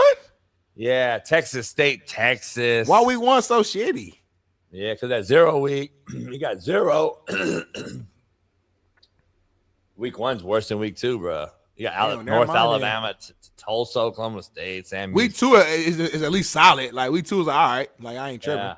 So maybe September 12th, man. I think I'm available that day. Or September 19th, which will be week 2 or real 3. North Carolina, Clemson. Okay. Georgia, Arkansas. Okay. Man, they're all shitty early on. It's a shitty season down there. I'm not even excited for it. Nah, this kind of goes back to why we say, why don't we fucking play real teams? Oregon got Portland State. Miami has Wake Forest. Houston, Texas Tech, maybe decent. Tulane, K-State. Buffalo, Penn State. That's Coach Limo, though. It's Coach Limo now. Yeah. Eastern Michigan, Wisconsin. Kent State, Ohio State. Action. Like, that's fucking week 3, damn near worse than it's getting worse damn near. Every week get worse. It's a horrible season almost. Yeah, homie. I dare don't want to watch college football, homie. What the hell? Let me see. What's September 26th schedule like? Homie, UAB, Navy, Bucknell, Pittsburgh. Come on, what? Utah, Iowa State, UMass, Sac State. Hold on, homie. We ain't had football in 9 months. We gonna bring it back, and it's gonna be fucking. We got Utah State versus Colgate. I told you, homie, it's fucking boo-boo. Tulane versus Colorado State. I might want to see that shit. Damn, you got to get in October. What the fuck? But hold on. Here's my argument, though. If the games are shitty, you need more entertainment around you to make the day good. If the games are great, the games don't speak for themselves. You won't need all that other shit. But if the game's shitty, you need some couple oodie-doos. You need some tacos, some wings. You need other shits to like keep the environment live. No? Yeah, but damn, can I get at least one game worth watching? Go. I mean, week 2, you said Bama, Kentucky. Is that what you said? My homies are at Kentucky. Coach Bateman, best D coordinator in the whole college football. What that mean for us? Ty Holder. What that mean for us during the event, though? Kentucky got some cats. Damn, their players are leaving, though. They there. I don't know, dog. It seems kind of shitty. Keep me posted because I got a lot of flip a moving coin. parts. Flip a coin. Fuck it. You live so far that I gotta let people know like 3 weeks ahead that we doing it. What did it say? Just do September 12th. Josh Fele said, I love how Smitty is telling you what to do at your crib, JB. It's JB's house, but it's kind of like both of ours. Like, it's the content house. So, like, he lives there, but if I need content to be shot, I'm coming to his house, and he's privy to that. So, like, he knows that, like, that's what it is. So, I can pull up whenever. Privy just now? Or is Ruben alive? I haven't seen Ruben. Ruben, if you in the chat, say something. I don't know if he made it home after the boat last night. But Ruben, he watched every show, though. I know somebody else who watches every show when he's free, and a guy who I keep seeing online coaching the hell out of his guys and making me laugh when I see it because, like, the comments he say just takes me back to the old school coaches and shit like that. This is my dog right here, man. Offensive line legend, D-line legend, Colorado Buff legend, Broncos, Jets, 0 to 60. This man does it all, man. The one and only Matt Machezi's in the building, y'all. Big Matt. What's good? Matt, are you a content creator? Go. A content creator. I don't know. I mean, I get paid to post. So in summation, you create content. Go. So I mean, I didn't sign up for it. I just got on TikTok and started posting, and it fucking exploded into 410,000 followers and whatever it is. I have no idea how they pay me or why they pay me or why certain things blow up, but I'm gonna keep posting because every time I hit send, it's cha-ching, cha-ching, cha-ching. Your shit be going viral, homie. I be seeing on Instagram. Like I saw some randomly. It was like a collage or whatever, just multiple like moments of you just talking shit to your kids. Like, that's pretty funny. Flip your fucking hips. You're stirring a wedding dick. It's just a whole bunch of just saying. Like we just moved facilities, right? And it's off South Park Lane, and I'm in Colorado, and the South Park guys are right up the street. So Matt and Trey, I bet you we could get a really good South Park episode of everybody running around South Park doing the hip drill and me just roasting motherfuckers left and right. Like, Cartman, you're moving like old people fuck. Oh, here we go. It's different than a wedding dick. Hey, play it real quick, baby. What's with your right arm? Jerk off with your left hand, too. Burst! Good, meatball, my bad. Faster ball of meat. Hurry up, Caden. Give me some hips. God, you guys are stiffer than a wedding dick. More hips, Malachi. So stiff, dog. Porn star stiff. Hurry up, you two. You're moving like old people fuck. My son in his huge shorts. Good job. Some of you guys couldn't hit a sick whore off of a piss pot. Time. I don't know what the wow. Time. Hold on, baby. My motherfucker said, wow. That kid never came back either. Davis spiked him off the floor, and he was like, that's it. I'm done. I'm out. Look concussed. He said, wow. Hey, Matt, your shit still does well on TikTok? My TikTok died out. The liberals got my TikTok, and they don't even push anything. The liberals came after you? Well, I don't get no movement on TikTok anymore. Really? And I got 500,000 followers. I don't get anything. Just keep posting, homie. That's loaded from TikTok. Yeah, I get tired of it. I mean, I don't fucking blame you, bro. Having to post like 15 times a day is fucking ridiculous. I just look through my phone and post random shit. I'm just like, cool. We're just gonna post this. Fuck it. 15 a day? Damn. At least. You grinding. Damn. Well, think about it. Like I put probably during the off season, I put probably 100 clips out on Instagram a day. You guys see all that, all the pass rush stuff and all the drills. But it's free money, dog. Like I just sit on my sofa and I'm like, okay, I want to make $50 right now, and I just hit send, and TikTok sends me money. I don't know what's going on. I don't know why, but I'm on Cameo too. If you want to book that. Speaking of Cameo, real quick, y'all. Make sure if you want JB specific, if you want JB specific, go to JB's actual. Is your Cameo in your bio, JB? Like your link? Yeah, I can't even do them right. I'm gonna be honest with you, bro. I think I'm like 5th right now amongst all celebrities being booked, and I can't. I'm literally getting 30 a day. I mean, I'm cool with the money. It's crazy. Like $2,000 a day right now. I'm all appreciative, but I can't get to them. Yeah. Like, it sounds privileged. Man, I sound privileged, but I can't. It's fucking crazy because if you book it 24 hours, you got to get that 24 hours. It's double the money. You got to get it done in 24 hours. And I'm like, fuck, man. I got like 24-hour ones. So I don't know. It's fucking getting rough. It's a lot of shit. It's a lot. I'm not complaining, but it's like a bitch. It is a little bit of a pain in the ass, but it's a good problem to have. I'd rather have the problem than not. Yeah, no doubt. Did not have yet. I know I got fans who are a little confused. So JB and I, we have a joint account in which sometimes if we're together, we'll do it. Or if I'm by myself, I'll just do it myself. So that's one account. But then JB has his own account. And I know right now it's popular JB time. So if you want JB specific, just make sure you go to his particular page and his link. Because one thing I ain't trying to do nobody dirty, and y'all want a JB specific one, and y'all hit me up. And then so just make sure y'all go to his shit for him. Our shit for something else. That's it. Hey, I'm gonna exit and come back in. All right. Doesn't echo. I can read. Let me. Smitty, talk. Mic check. Mic check. No, we good now. So it might have been Matt. Oh, it's Matt. I muted my shit. I was trying to see what was going on. Like, damn, that was a bad echo. Yeah, I don't know what. StreamYard be on some weird shit sometimes. Yeah, man, I don't get it. Make me mad a little bit. Yeah, it's starting to get irritated me. Make me piss a little bit. Like we make too much money and we work too hard for this show. Homie, to be. Damn, they want to shop the show today. Yeah, me too. I kind of want to stop at like 8 and then just like figure some shit out and game plan. Like it's always 8 though. 2 hours is always a number for you. Like if you notice, we always got 2 hours of greatness. The third hour sometimes is great, sometimes it's good.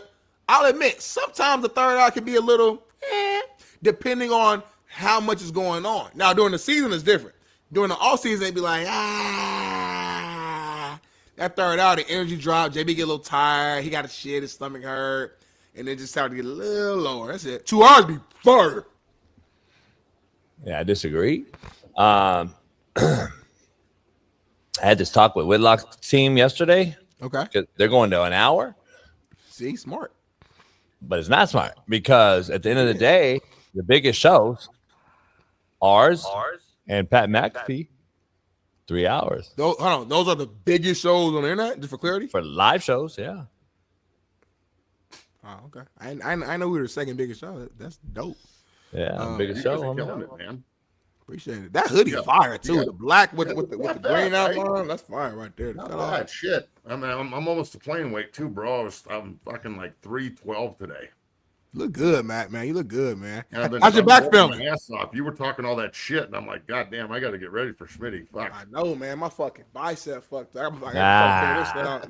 Yeah. I'm gonna get it figured. I'm gonna get it figured. I didn't say I was out. I'm saying I got to figure my shit out real quick. That's all I'm saying. You always got an excuse. MRI. Gotta get that MRI. You look good though, Matt. No bullshit. Let's keep the shit rolling though, man. We hour number 2, man. Let's dive into this real quick. Me and JB talked about a little bit. I want to get your opinion, though, Matt, as well. I'm sure you saw all the chaos with the WNBA and the couple NBA players saying they're going to play into they're now trans, and they're going to now play in the WNBA, enter the draft. Well, the commissioner, Kathy Engelbert, says the league will meet next week to discuss and clarify what qualifies a player as a woman for WNBA eligibility. That this was followed up obviously after. Let's start there. What are your thoughts just on that whole situation? The NBA players trying to say they're trans, and then the commissioner basically saying they're having a meeting to figure out what makes you a woman. This is what you get. Look, the league is a joke. The basketball isn't good. But I'll tell you, if you start putting ex-NBA guys on the floor and all they have to do is say, I'm a woman, and they can go out there and bang for 150 and 50 rebounds and 25 blocks, I'll pay to watch that shit. I'm sorry, but I will pay to watch Ernest Cantor and Royce White go out and just absolutely. I said 150 and 50 rebounds. And 25 blocks in the first quarter. I will pay good money to go watch them annihilate. Like, they should play 3-on-5 and make it like kind of even. Look, when a bunch of women and liberals get together and can't identify what a woman is, this is what happens. A mockery gets made of your league, even more of a mockery than it already is. It's a shitty league with no ratings, and it's like the housewives of like LA, Atlanta, Vegas, New York, and Detroit all got together and they decided to put a basketball league out there, and they're all just out there catfighting and bitching and fighting and moaning, and they can't figure out what the dude is. And now, because their bylaws say only women can play, but then all you have to do is identify as a woman. I think it's genius what these guys are doing, and I don't know if they're going to go through with it or not, but it every time I see something totally infuriate the left, it makes me so happy, because I just get to sit there and go, okay, you guys going to cry and bitch and moan and scream a little bit more. And that's what they're doing now. It's just everybody's freaking out on that side. And on the right, people are just laughing their asses off. And I'm sitting in the middle just pointing at both sides like, wow, this shit is crazy. I can't believe the battleground for gender and race and sex and all this shit is the fucking WNBA of all places. Hey, Smitty, let me ask you something. Yes, sir. Nah, I hear that. Yes, I am an atheist. What do you think, Smitty, that she means? Like, what is she going to address? So I think there's like, and I haven't read the exact bylaw, but I think there's some specific language that makes it like, that kind of keeps the door open for, technically speaking, if like Matt or myself or somebody want to actually play. So I think she's gonna probably meet with whoever her team is, the C-suite people, the execs, whatever, and figure out a way to manipulate the language to where it still allows the potential of a trans player maybe having the opportunity to play, but at the same time removes an actual just man from actually entering the league. I don't know how she's gonna do that, but to me, that's the whole purpose of the meeting, figuring out how to manipulate that language. Time out. There is no man. There's not stages to this shit. I hear you. I'm with you. And there's no chicks with dicks either. There's just dude with boobs. It's not a, you either are a dude or a chick. That's it. Like you can't, there's not level. It's like, well, this guy's less of a man.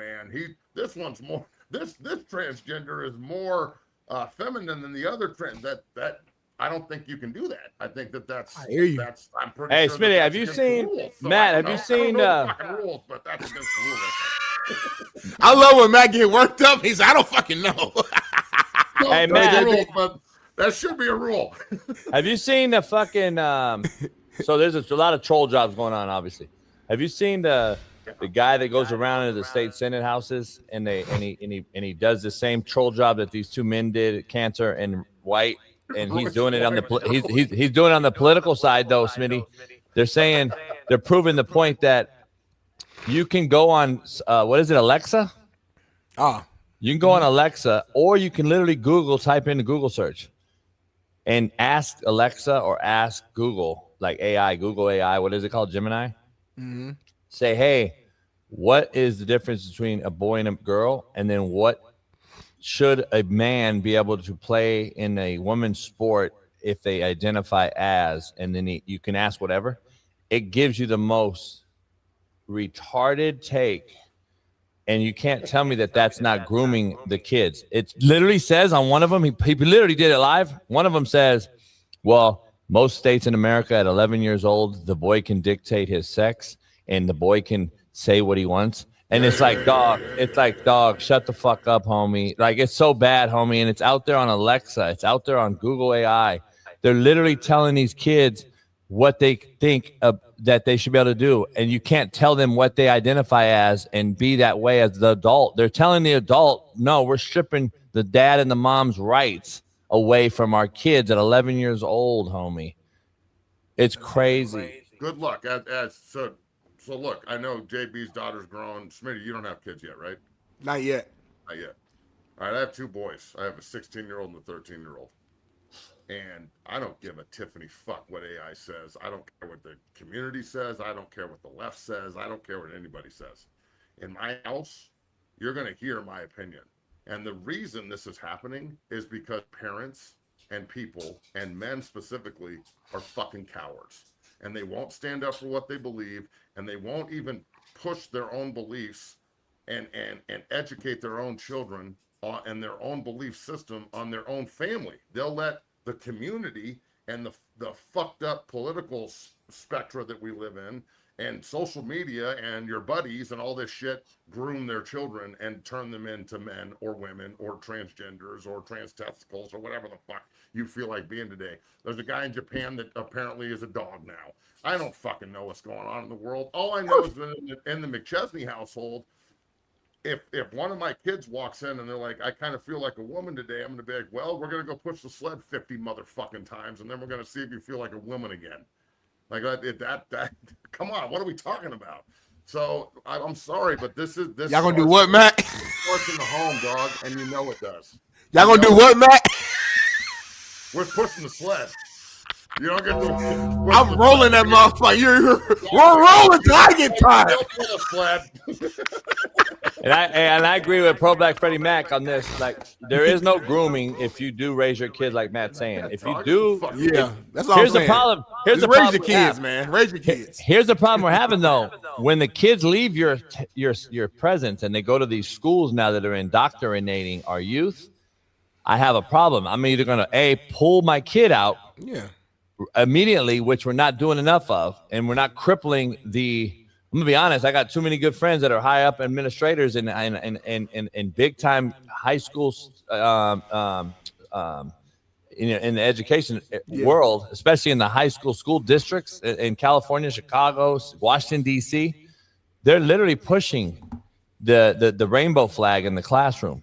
They're taking down God. They're taking down John 3:16. If you support that as a teacher, they will suspend or fire you, but you can continue to push LGBTQ, rainbow flag, blah, blah, blah on our kids. And that's the problem I have. And so until we remove them, like Matt's saying, and we control the narrative of taking our household back, these indoctrinating fucking people out here, weirdo sickos, are going to fucking brainwash our youth. It's happening. It's literally happening. People don't want to admit it. It's happening. So keep this. Go ahead, man. Example. I voted for Trump because fuck, man. Did you see who the Democrats were running last time? I don't know what I'm going to do this time around. My vote is up in the air like it is every year. But like in Denver 3 days ago, the liberal woke mob. It seems pretty deep. Like there's 1,000 people walking down the street screaming about Nazis, and if you are a straight American male with a family that works hard, you're a fucking Nazi now apparently. And I don't understand it. And instead of people that don't think like this challenging that, everybody just sits back and watches and go, these people are crazy. But these crazy motherfuckers are taking over because they're putting themselves in positions of power. And I'm telling you, somebody with a little bit of moral standing out there better fight back at some point. Or I'm telling you, bro, the fourth grade teacher is going to be telling the kids what gender they are. And the kids are just going to be sitting there like, oh, okay. So that this is strategic. If you don't think it's strategic, you're not paying attention. So, and Matt, and I'm this not was really sure how to fix it, but then again, is it really broken? I'm not really sure what's going on in the world. And Smitty, this is when I say what I mean. This is what I mean by when I say the minority is controlling the majority, and that's the problem we have. The minority, if you truly tell me that LGBTQ or transgender for specific is 0.01% of the population, then how are they so fucking strong, prevalent, and how many days of the year do they control? They have 265 LGBTQ days. There's Black History Month on the shortest month of the year. We have one Veterans Day. The 4th of July is one day. We have Labor Day one day. Memorial Day is one day. I mean, I can keep going. We have this group is so protected and they're so entitled that the majority won't stand up, and the minority continues to control the majority, and that's the problem we're having right now. So I don't know, but let's dive in. Man. Let's keep this thing rolling. I guess one last a W topic before we move on. So obviously we know, as we mentioned earlier, Sophie Cunningham was kind of the person that kind of ignited this whole conversation based upon a question she was asked. And it seems like apparently some others are thinking that other players are not taking that lightly on the court. But anyway, WNBA player Dejanay Carrington She blamed white privilege after being ejected for a hard foul she put on Sophie Cunningham. She was given a flagrant 2 foul and it was immediately ejected.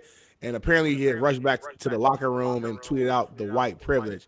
As you guys can see the video, I mean, it's just fucking clear as day. A hard ass foul hit her across her fucking face. She's midair, fell down on the court. As the black person on this show, I'm going to say I don't understand how this has anything to do with race. And I'm going to be 100% just open and honest here. This particular play, I don't see how this happens. You see what you did. You hit her across her face. She falls on the floor. You get ejected. And the first thought that came to her head was white privilege. I don't get it. And like JB mentioned it earlier, Sophie Cunningham had a similar play, I want to say last season or whatever, in which she hit a girl kind of similar like this. And what happened? She got ejected.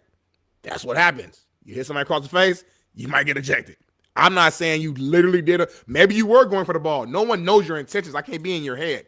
But at the end of the day, it was a fucking hard-ass foul across the face of somebody in the air. This is going to happen. It has nothing to do with white or black. Matt, let me go first real quick, Matt. Here's the take I have. I'm actually different on this take as the white delegation. The white privilege thing is a joke. We all agree that on the show. Here's the thing. I wouldn't even trip, and I would actually like to watch the sport being played like this. To me, is it a little bit a hard foul? Sure, but this is the hard foul we grew up watching. To me, this is not a race thing. It's not even anything. It's an intimidation foul, and it should be part of the game, in my opinion. I actually like watching it. I didn't think it was even that fucking bad, to be honest. I just thought it was a hard foul. She impacted it and doubled down with the white privilege thing, which now, again, continues to be the division of discussion here, because now you make this that. It could have been made more of a, hey, I was just wanting to foul her ass hard and make a point. I would have been cool with that shit. It ain't about race, homie. This sport, the WNBA wants to be taken serious, fuck it. Let's play hard. Let's do something that the men aren't doing. And I'm down for that. Be different. Because right now in the men's world, we would have had a fucking 20-minute review, and we would have had to watch this 20 minutes delay to watch if it was a fucking flagrant 1, flagrant 2, is it an ejection? This was a common foul, Matt, back in our day. So, like, to me, it's like, fuck, what does it have to do with race for? It always brings up some shit like this. That's all I'm saying. To me, it wasn't even a big deal. Yeah, it's just a hard foul. You got fouled hard. I mean, look, the tweet is the most ridiculous shit I think I've ever read on Twitter, and that's saying something. The foul, I don't give a shit about the foul. I mean, come on, what are we talking about? Who cares? You got blasted across the face. It happens. Deal with it. Kirk Rambis says hello. Right. I just don't understand what this has to do with any of it. This is sports. Yeah. The playing field is even, bro. You're on the same court together. I mean, holy shit. But I guess I just don't understand. Is there any way to ever move forward from this? And I'll ask the black guy on the show, Smitty, my boy, my dog. Like, what the fuck?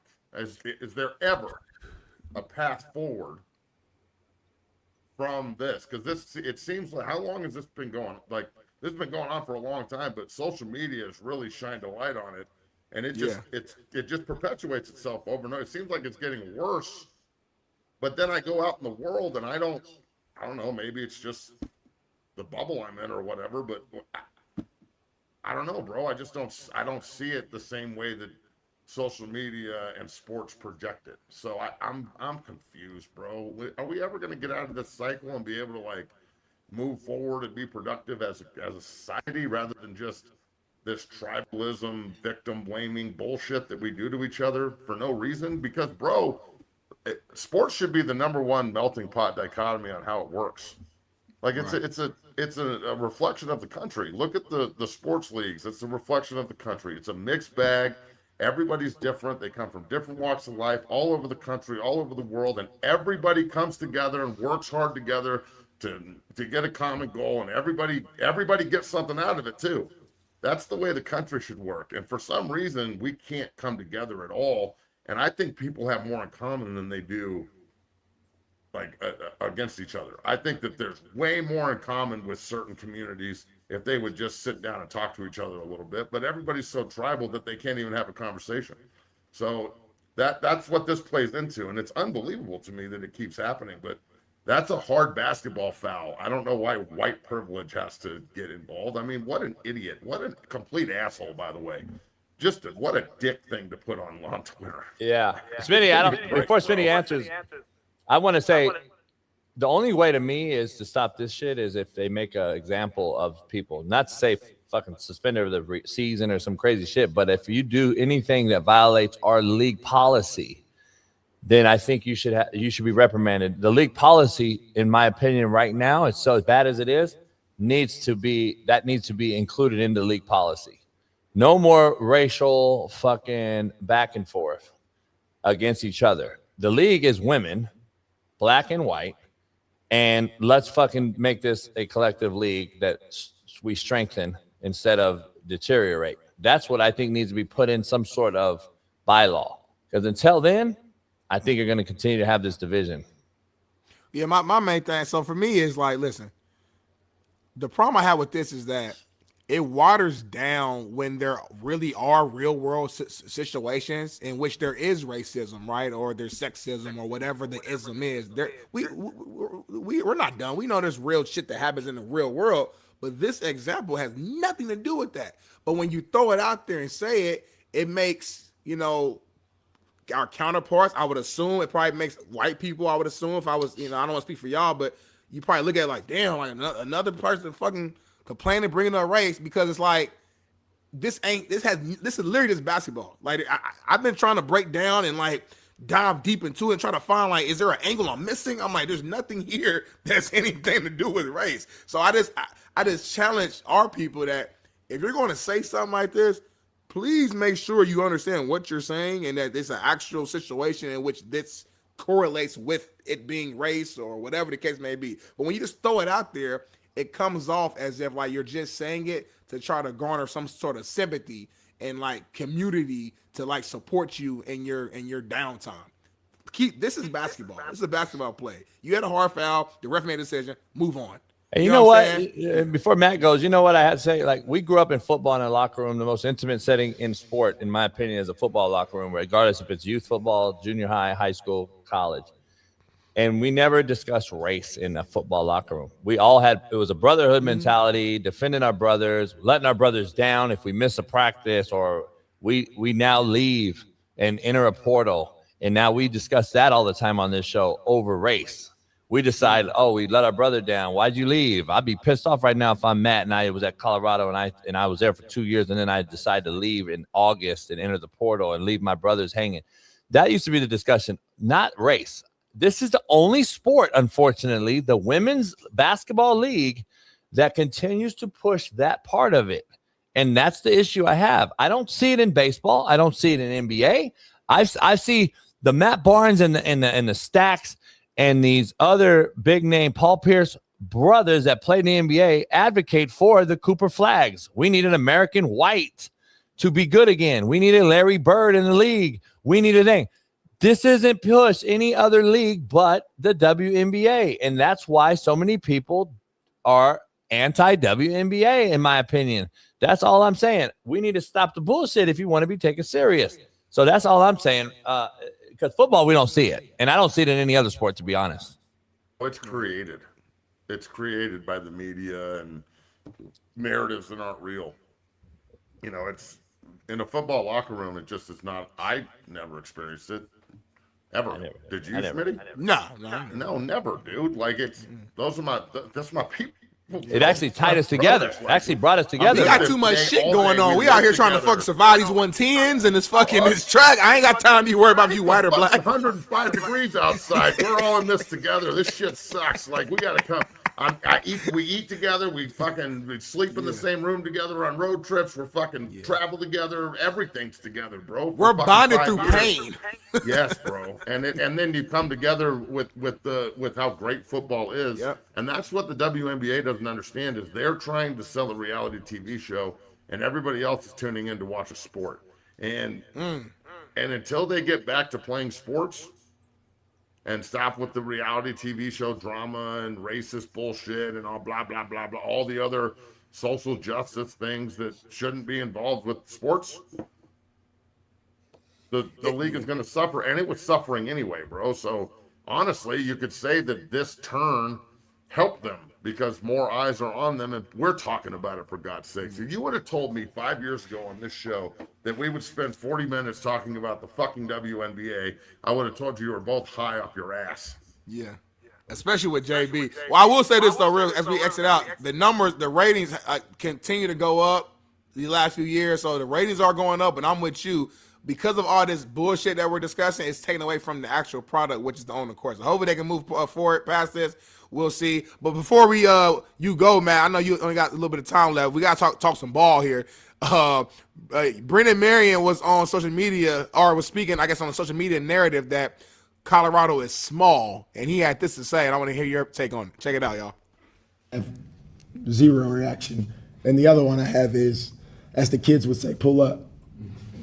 So we're small, we're this, whatever. I mean, at some point you got to spot the ball and see. So that's my mindset on it. What's your take here? Obviously, everybody's been, social media been saying how Colorado looks so small, this, that, and the third. I think JB even commented on it last week, if I'm not mistaken. Matt, what's your take here? A video of the offensive and defensive linemen, and let's have this conversation again. I mean, it's the dumbest shit I've ever heard. Skill players, some of them, are kind of small. I mean, do they need to do more push-ups? I don't know. I'm not the fucking strength coach. But Jeremy Bloom was one of the smallest dudes I've ever been around. Fast as shit, great football player. Ben Kelly wasn't a big dude. Fast as shit, great football player. I mean, Roman Hollowell is one of the best returners in CU history from Denver. Thomas Jefferson, small as shit, like 5'5". One of the best football players I've ever been around. I mean, Darren Sproles is literally like a midget, and he's the biggest pain in the ass I've ever played against in my entire life, other than Adrian Peterson. So I think that this so stupid. I just don't understand. It's so dumb. Like, come on, guys. You did this last year. Everybody did this CU small thing last year when they came out of the tunnel, and you recorded just the receivers, returners, and quarterbacks. Get a new narrative. This is fucking played out. You guys sound dumb. JB, your thoughts? Go. What are we talking about? The only thing I see is if I was a coach and I recruited this team, that these smaller guys, like the skill guys we've all seen, from Dana Hall to fucking, Sproles that Coach Matt just mentioned, that's fine and dandy. You got to be a super elite when you're a small guy. And I only recruited super elite guys. If they were really different makers, Texas, bro, he's a stud. Yeah, you have to be a difference. Now, the collective team being small worries me if that was the case. I don't know. I'm not there. I don't really care. I always see social media.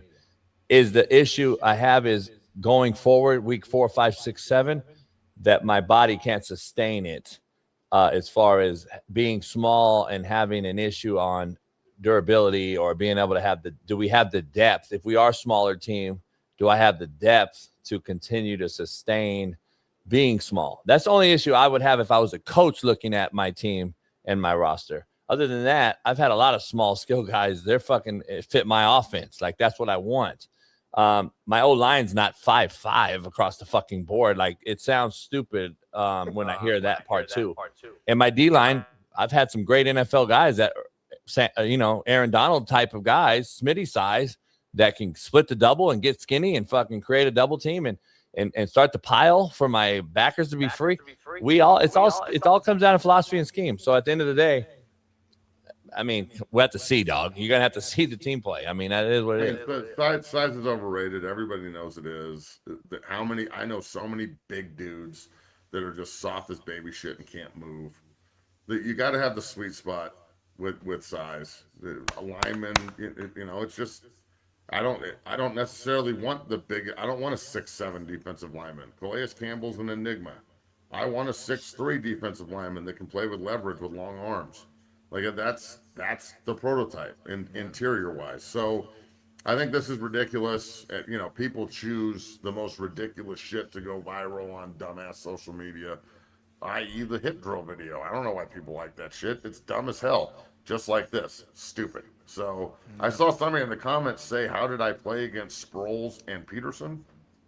bro, I played defense my entire career in college and my first 2 years in the NFL. So I didn't get moved to offense until my 3rd year in the league, and then I played 4 years of guard and center in the NFL and got my pension. So that's how I played against Sproul and Peterson in the real Big 12 back in the day. But, you just do your research, homie. Do your research. It's not hard. And then if I was a coach, I would recruit defensive tackles who are 5'11", who got fucking heart and dog in them. So that's what I would do. But anyway, I wouldn't recruit you, but yeah, I get it. 5'11", dog, hard, long arms, quick feet, quick as lightning, just smart, knows what to do, always IDs the back, just understands strength, just stuff like that. Anyway, moving on though to another topic here. The latest on the Browns QB battle from Tony Grossi said Deshaun Watson took all the first team reps on Saturday. Todd Monken previously said Shedeur Sanders would get the majority of the first team reps. Shedeur Sanders and Dylan Gabriel split second team reps. New Browns coach Todd Monken says some people think he has a hidden agenda in delaying naming Shedeur Sanders or Deshaun Watson the team's starting QB. What's going on here, y'all? What's your guys' take here? Who the fuck starting? Who's starting, Matt? Joe Flacco? I don't fucking know, man. I mean, this shit is getting ridiculous. It's the turds, though. I mean, everyone, you have to understand who we're talking about.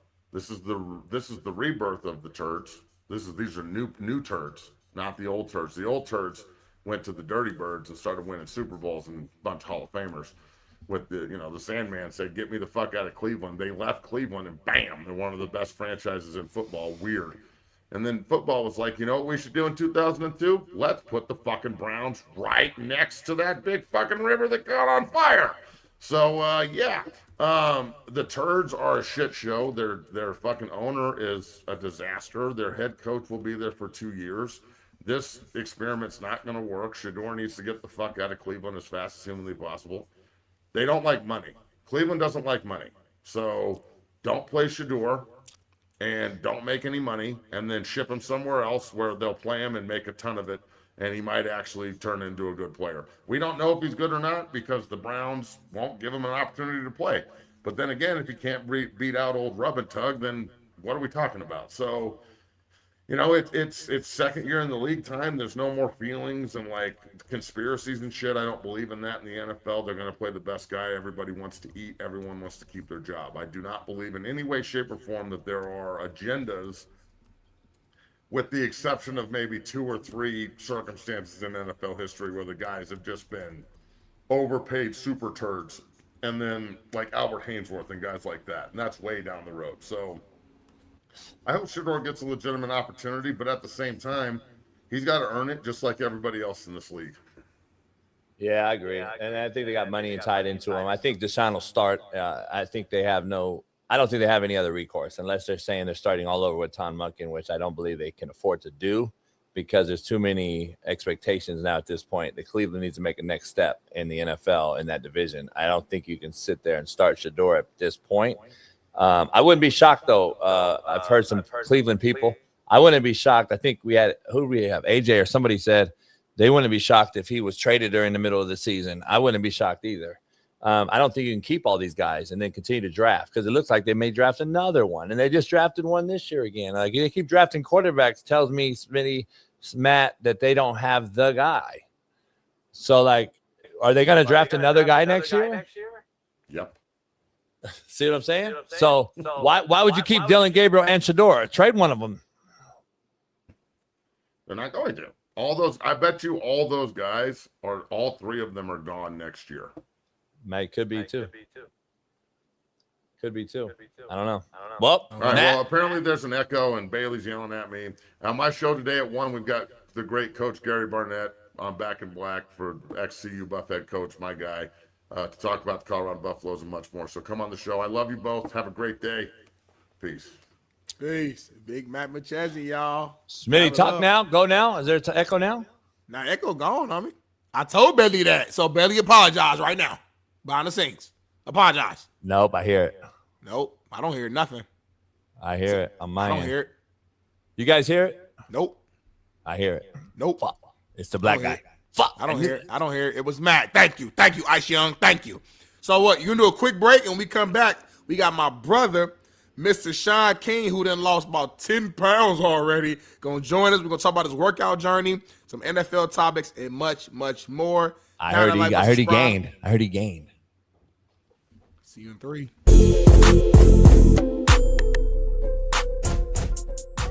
Hey, well, fuck it. I'll go home tonight. I'll drink my yak and smoke my stick, and I'll get it back cracking.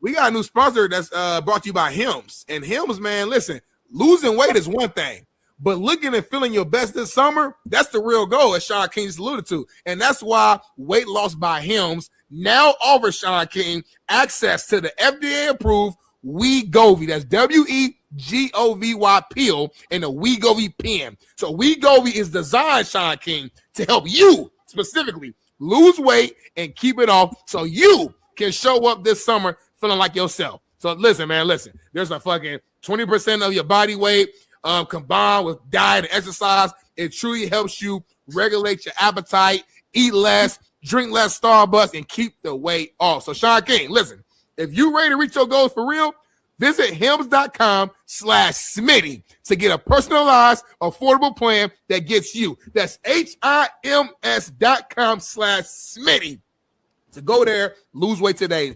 Weight Loss by Hims is not available in all 50 states. Wegovy is the registered trademark of Novo Nordisk A/S. So to get started and learn more, Sean King, including important safety information, Wegovy clinical study information, and restrictions, please visit hims.com. Make sure you use the promo code SMITTY.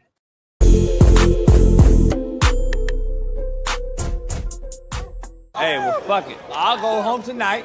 I'll drink my yak and smoke my stick, and I'll get it back cracking.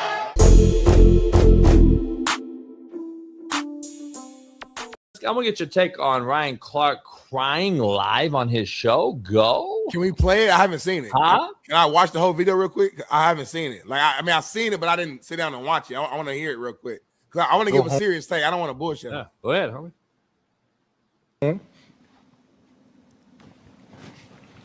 And this kid, you know, from the West Bank, is like so accepted in New Orleans now. Been everywhere. God. Like, I wouldn't change that.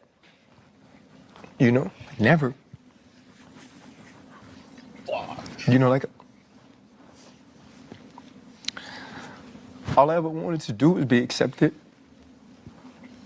You know, and want it. So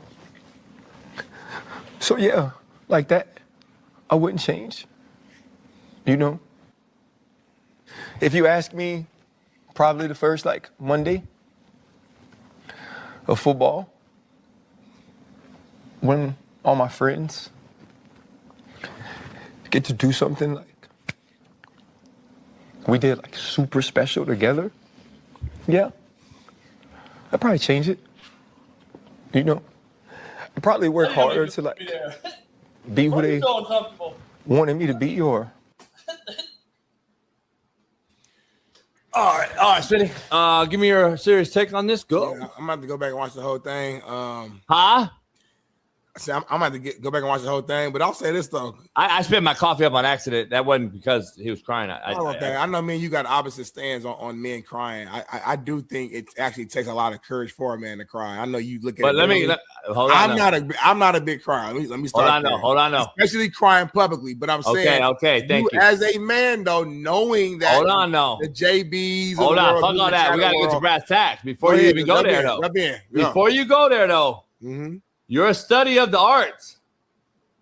You're an actor. You have a big time movie. You made a movie on me on YouTube. I can go right now and Google it. Yeah, another one that I'm working on too. Yeah. You're an actor, homie. Grade his acting. Go. No.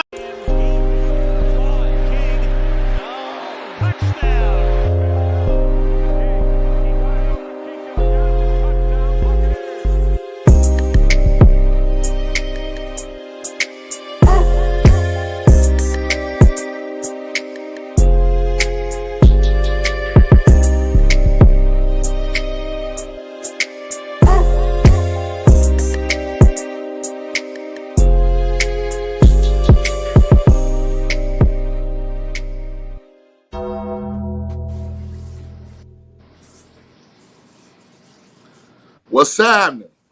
You hear me? Yep. On a Merciless Monday. Okay, no echo. Okay. Your mic was the only one echoing. Yeah, that's what people are saying too. That's crazy. I don't get it. It's coming from something else though. It's like coming from Smitty's backdrop or something. I don't know. I don't get how it works. But I do hear it when I talk, so it's crazy. It's not that bad right now. Yeah, it's cool right now, so we'll see what happens. So, nah, it got worse. Nah. What's going on, Shay? Looking good, boy. Looking slim. I'm stuck on you, Slim King, homie. He looked fatter to me. He looked fatter to me in the face. You a little tired, Sean? Me? Yeah. Nah, just focused on all the hate that's coming from this other guy on the 3 caption right now. So tell me right now, like, how are you feeling, man? You got week 1 down. I think if you're staying on schedule, you're back today after today's show. Where's the mentality at? Where's the mindset? What's the physical like right now? Go. I feel great, man. You know, it just confirmed to me that I'm in the 1% that are going to get cloned at some point. Because, I mean, it took one day. The second day, I was, boom, back in action. I really think I might get my Phillip Rivers on the way this is going. I gotta just in case Baker decide to hold out. I gotta evaluate your trainer. I think you're getting robbed. I think you're getting duped by your trainer. Why you said that? Because you either coach it or allow it. And I was watching the sled push, and you didn't even lock out your arms. And then your trainer is saying you did a good job. He's lying to you. And I think he's stealing from you. Just like all these 7-on-7 coaches who just want to fuck the mamas of the kids, they're basically stealing money from the kids. I think he's stealing money from you. I'm going to be honest on a real show. No offense to him, respectfully, but he's allowing you to be mediocre. I would have cussed you out. I would have said, lock your fucking arms out. Drive your feet. I didn't hear no coaching points. I just heard him like glazing Sean King because he's a Super Bowl champ. And I didn't see him really trying to push Sean King, the Super Bowl champ. He didn't lock out his arms on the thing. Why are you like this? Well, he's a fan of the show. When I walked in, he was like, I watch you guys on the podcast all the time. So shout out to my homie. Shout out to him. And here you are criticizing and ridiculing him because I want him to be better. No. You have insecurities that you mask by being vociferous and asshole-ish. Vociferous. And see, what we really need to do is peel back and get to the crux of Smitty, you see where I'm going with this? You see what I'm going with this with COE? Do you imagine me training Sean and we filming that on Kick? Nah, you never talk to me like that. But do you know how to like actually get people in shape though? Like from a workout, like a true workout standpoint? Go. I got kinesiology masters, homie. First of all, why you keep downplaying my degree? No, I'm asking. I didn't say you could. It's all right. First of all, there's nobody hiring a trainer built like JB. Like JB would first of all have to transform his own physique before he could train someone else. No, I got great physique. I mean, I'm a coach. Right. I say do what I look like, do what I say, homie. We're not playing football here, dog. Did you tell John Madden he couldn't coach when he was 350 pounds? Are you calling Andy Reid horrible because he looks shitty? And he can't coach Patrick Mahomes because he's 400 fucking pounds? Are you telling Eric Bieniemy's big ass that he can't coach and be an OC? Eric Bieniemy's your boy. That motherfucker fat as hell. Personal trainers. It don't matter. It's coaching. When you go in the weight room, the guy that's over strength and conditioning is generally in shape and extremely fit. No. Yes. You know who that is, Sean Smith? I'm so fucking glad I'm talking about that. Smitty, guess who the in shape guys are in the gym? Oh, the motherfuckers trying to take a married woman. Oh man, they're trying to fuck. They're trying to fuck the girls, so they the little beta male fucking. What do you call it, Smitty? What do you call that? What do you call that motherfucker? The hypogenic. What was that? Metrosexual. Metrosexual. It's the metrosexual motherfucker that's the trainer now, homie. He's just trying to smash the girls. Stop. Listen, the real trainer look like me, kind of a little sloppy, older, out of shape. You're trying to create a narrative that. No, I'm not. I'm gonna tell you the real. I am not at like a lifestyle or a Las Vegas athletic club. I'm not at that kind of gym. I'm at a specialized gym. It's like maybe it's a couple boxers. Shout out to Tiger Johnson and Nico Ali, who train when I train. So it's only like 3 of us in there. So pump your brakes a little bit. Back, give me 50 feet, and let me metamorphosize. Smitty, Sean 50 years old. He talking about he comparing himself to current boxers. He said it's only me, Tiger Johnson, Nico Ali Walsh. Yeah, stop playing with me. We work. That's who's in the gym at the time I get there at 10. Yeah, but you can't respectfully compare that to that. I didn't compare. I said who's in the gym. You painted this picture like I'm one of these yahoos that's in the gym with 600 people and got a fucking camera on a pod. He mad. Right. Yeah, no. I get the truth out there. Because see, you and your goddamn brown Indians, y'all be on that bullshit. Hey, your vernacular this morning is top tier. You said 2 words today that I can't even repeat. I can't remember what you said, but I know when I heard it, it was like, fuck. That was some shit. So there's a clarity in mind that comes with. I can see, like, you've been eating that neural gum or something. Yeah, remind me those 2 words that Sean says so I can Google them and see what they mean a little bit later. Hey, I haven't ordered my venti iced coffee, blonde shot of espresso, cream, 3 pumps of vanilla. I haven't ordered that in a minute. It's real specific. You need to take it out of your vocabulary. You need to take that out of your mindset. Knowing that the fact that you still know the drink scares me a little bit as a friend, because that means, Smitty, you revert back to what you know when you get stressed, down, and he knows the order still. He got to eliminate the order out of his vocab. I agree with JB on this one, Sean. I have a level of discipline that's uncommon to mankind. When I decide to do something, I just do it. It's not even hard or difficult. Sean, before we move on, what does this word mean that you said earlier? Go. He's overly loud. Vociferous. Okay. Yeah. So he's just loud. So that means loud as hell. Okay. Yeah. So instead of saying loud as hell, say vociferous. All right. Thank you. I'm going to take it as disrespect. As you should. Because I don't know the word. It was delivered as 100% disrespect in response to disrespect. Yeah, I'm going to take it right out of my main man, 40-year virgin. I'm going to take it as disrespect because I don't know the words, and you're coming at me with a lot of big words right now, and I'm going to take it as disrespect. Yeah. Well, let's disrespect this show and keep it rolling. Dive into this next topic, man. The Seahawks had former Lions first-round corner Terrion Arnold in for a visit. As you guys know, Arnold was released by Detroit on June 29th. They're saying that Arnold will also meet with the Saints, and he had already visited the Texans, and other teams are trying to vet him as well. After the February incident that resulted in his 8 felony charges, including kidnapping and armed robbery. Do you guys think Terrion will get a real shot at playing this year? Go. So my whole opinion of this whole debacle, because it's debacle, whether he's guilty or innocent, changed when the judge told the prosecution, when they were trying to deny him bail, y'all have not proven to me that there's enough evidence to keep him locked up. That was because basically the reports we had gotten seemed to be pretty black and white. Yeah. But when the judge said that, JB, I'm thinking, this might be a little smear campaign against your boy. This might be some people got caught up in some shit and feel like they can easily blame him for it, and he'll take the fall. So I don't know what happened. I'm going to withhold judgment now after the judge said that. So to answer your question, if he's proven innocent, absolutely. He'll find a landing spot, and that's football league. You think the Lions made a mistake by letting him go so that quick then? Like what if it turns out that he is innocent? It's like, damn, you just lost a fucking star corner. I wouldn't have let him go. I would have put him on one of them lists, like one of them pup or, one of them lists where he's just inactive until we figure out the court of law. But it looked bad initially. So the Lions probably were going by the information that was being presented. Yeah, I think NFL security told him otherwise, or they wouldn't have cut him. Number one. Number two, I think it gave him a pass to cut him because he really has been an underachiever as a higher draft pick. Let's just be honest. Yeah, exactly. So availability is what? I mean, you got to play. You got to be able to play. That's a get out of jail free pass to me, Smitty. And I thought that was the bigger story. That's why we mentioned it on our show. I thought that it was the fact that he hasn't been playing well, hasn't lived up to expectation whatsoever.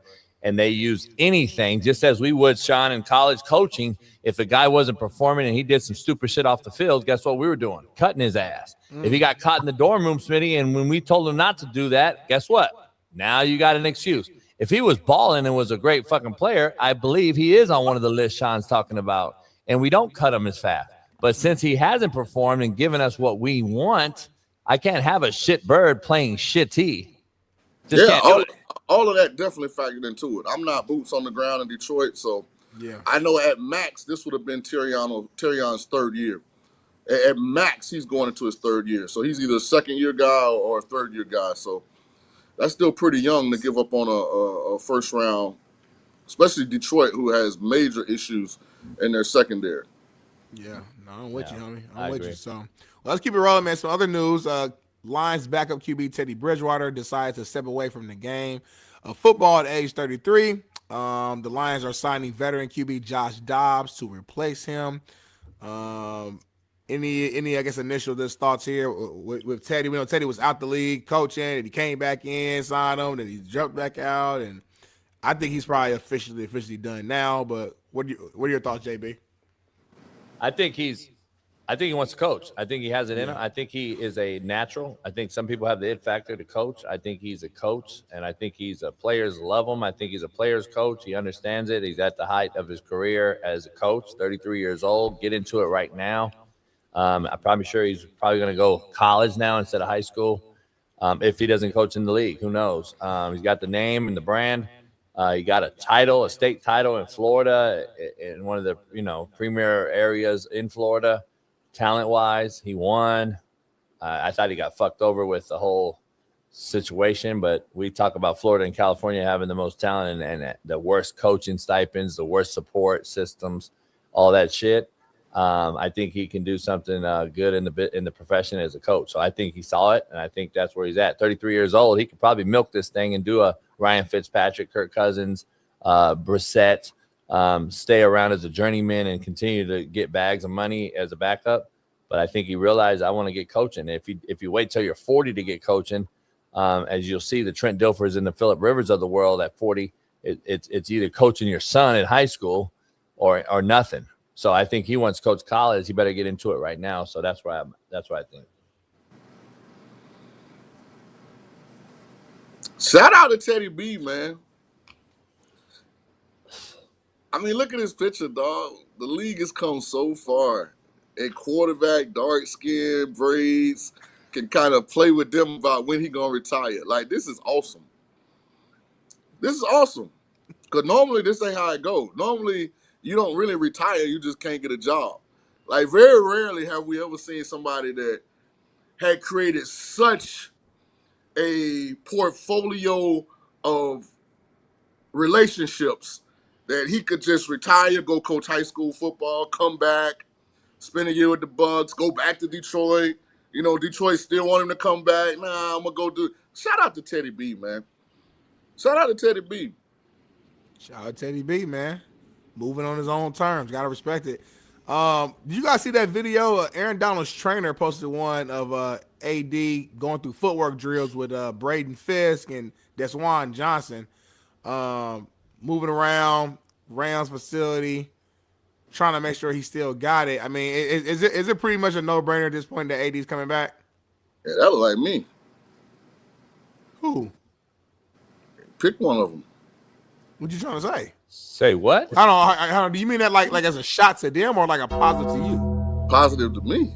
Okay, all right, cool. Let's make sure. Wait. So I didn't hear it. What did he say? Sean was saying as he's watching this video and how quick they're moving and explosive they're moving that they look like him. Yeah, So that look like me in the gym. So that's how you moving right now. Do you have the video of him? Do you have the videos, Bailey, of him pushing the fucking sled? That was the last workout too. That was the last leg of the workout. I miss this shit right here. I ain't gonna lie. I don't miss like the football. I miss that feeling I had from like call it ego, call it whatever you want to call it. Like you just felt like untouchable. Like you just felt like you just had on the armor of God. Like I'm just every fucking muscle on my body is strong and healthy. I'm youthful. I'm fast. I'm quick. You just a different feeling. I'm about to start. You know what, JB? I'm about to get back. I'm gonna get really in really good shape one more time, and I'm gonna just coast the rest of my life. I'm gonna do it one more time, just for my own ego. I'm gonna buy some new cleats. I'm gonna get me a ladder, some cones. I'm gonna start. I gotta find some high school that will allow me to use a turf field, and I'm gonna start back doing some fucking footwork drill, ladder drill, hoops. I want to do it one more time, man. This shit motivated me. Let's see Sean King real quick though on the. Come on. Oh yeah. Come on. Ooh. Push it. There we go. Nice. Going back pedals back. Come on, JB. Let's go. Yeah. Easy. Nice. All the way through. Yeah. Jason Brown. Steve Kim. Hard work, dedication, boy. Hey, Jimmy. Soon as he got done, he knew exactly where he was headed. Like he got through the line, threw down the string, and walked. Watch this, straight to the camera. Look. Oh, that was smooth. How you? Hey, Sean, he threw that motherfucker. Hey, that motherfucker said, "Hold on, homie." That motherfucker said, "That motherfucker." We threw the camera. That motherfucker said, "Hard work, dedication, homie." That motherfucker said. Coach JB. Hey, JB, this was the end. This is the last part. This is the last thing we did. So we're about 50 minutes in at this point. JB, your thoughts, go.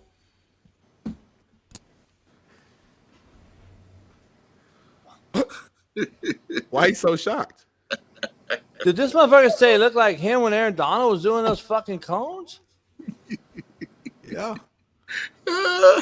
Hey. Them knees are going up though on that drive. Them knees is up. Look, horrible training advice, man. I would say right here though, Sean, I would say try to sit a little bit more in it. Dog, that was the last thing we did, dog. So then do it bad? No, I wasn't doing it bad. Fuck. This guy coaches kids and he says, we gotta make layups, we gotta coach it, you gotta allow it. And now it's an excuse. It's the last thing. He said, "Gotta make layups." Fuck. Can't make this layup though.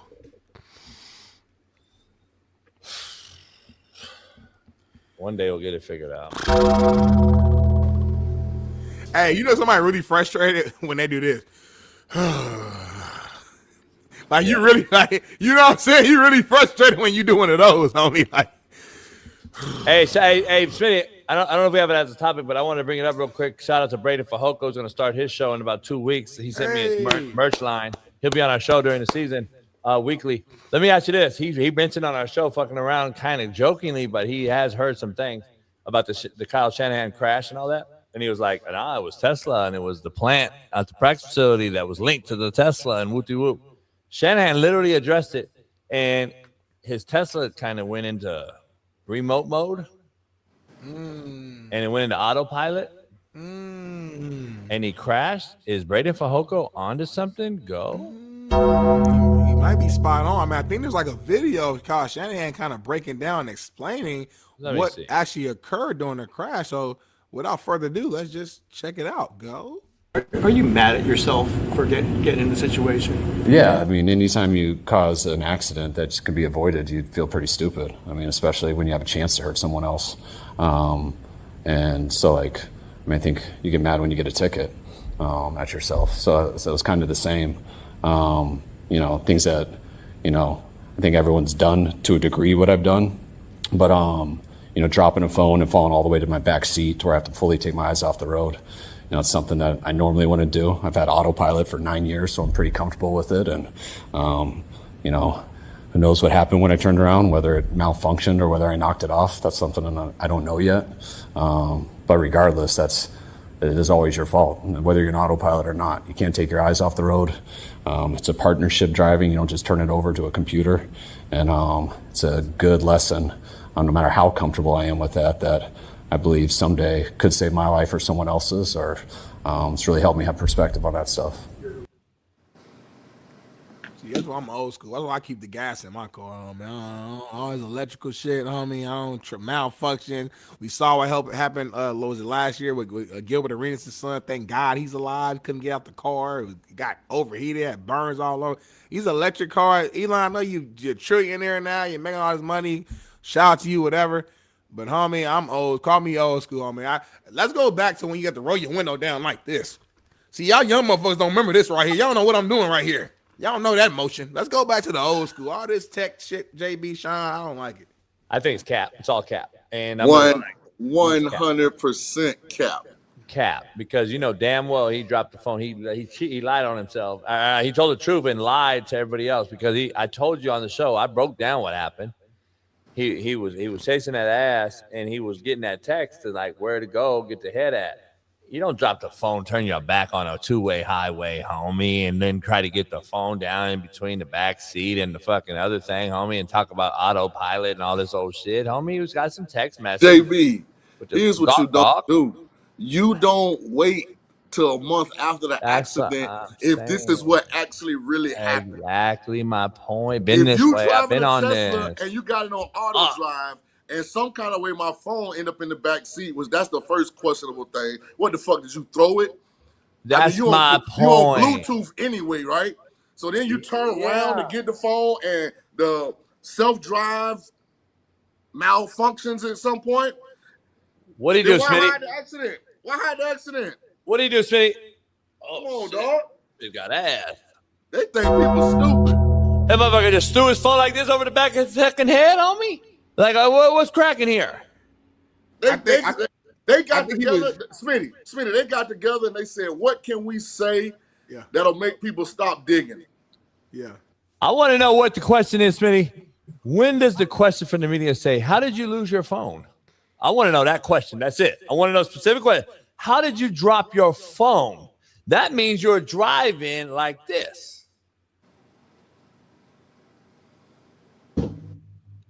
I think what happened was on autopilot, homie. What do you mean? He was driving it first. He turned on autopilot. He grabbed his phone real quick. He sat down real quick, like on the little middle console. He went to go do something, and then the phone slid back. He was like, "Fuck!" And he reached back to try to grab it. And why do you need your phone in your hand if you're on Bluetooth? All you gotta say is, "Hey Siri, call Darnell Smith.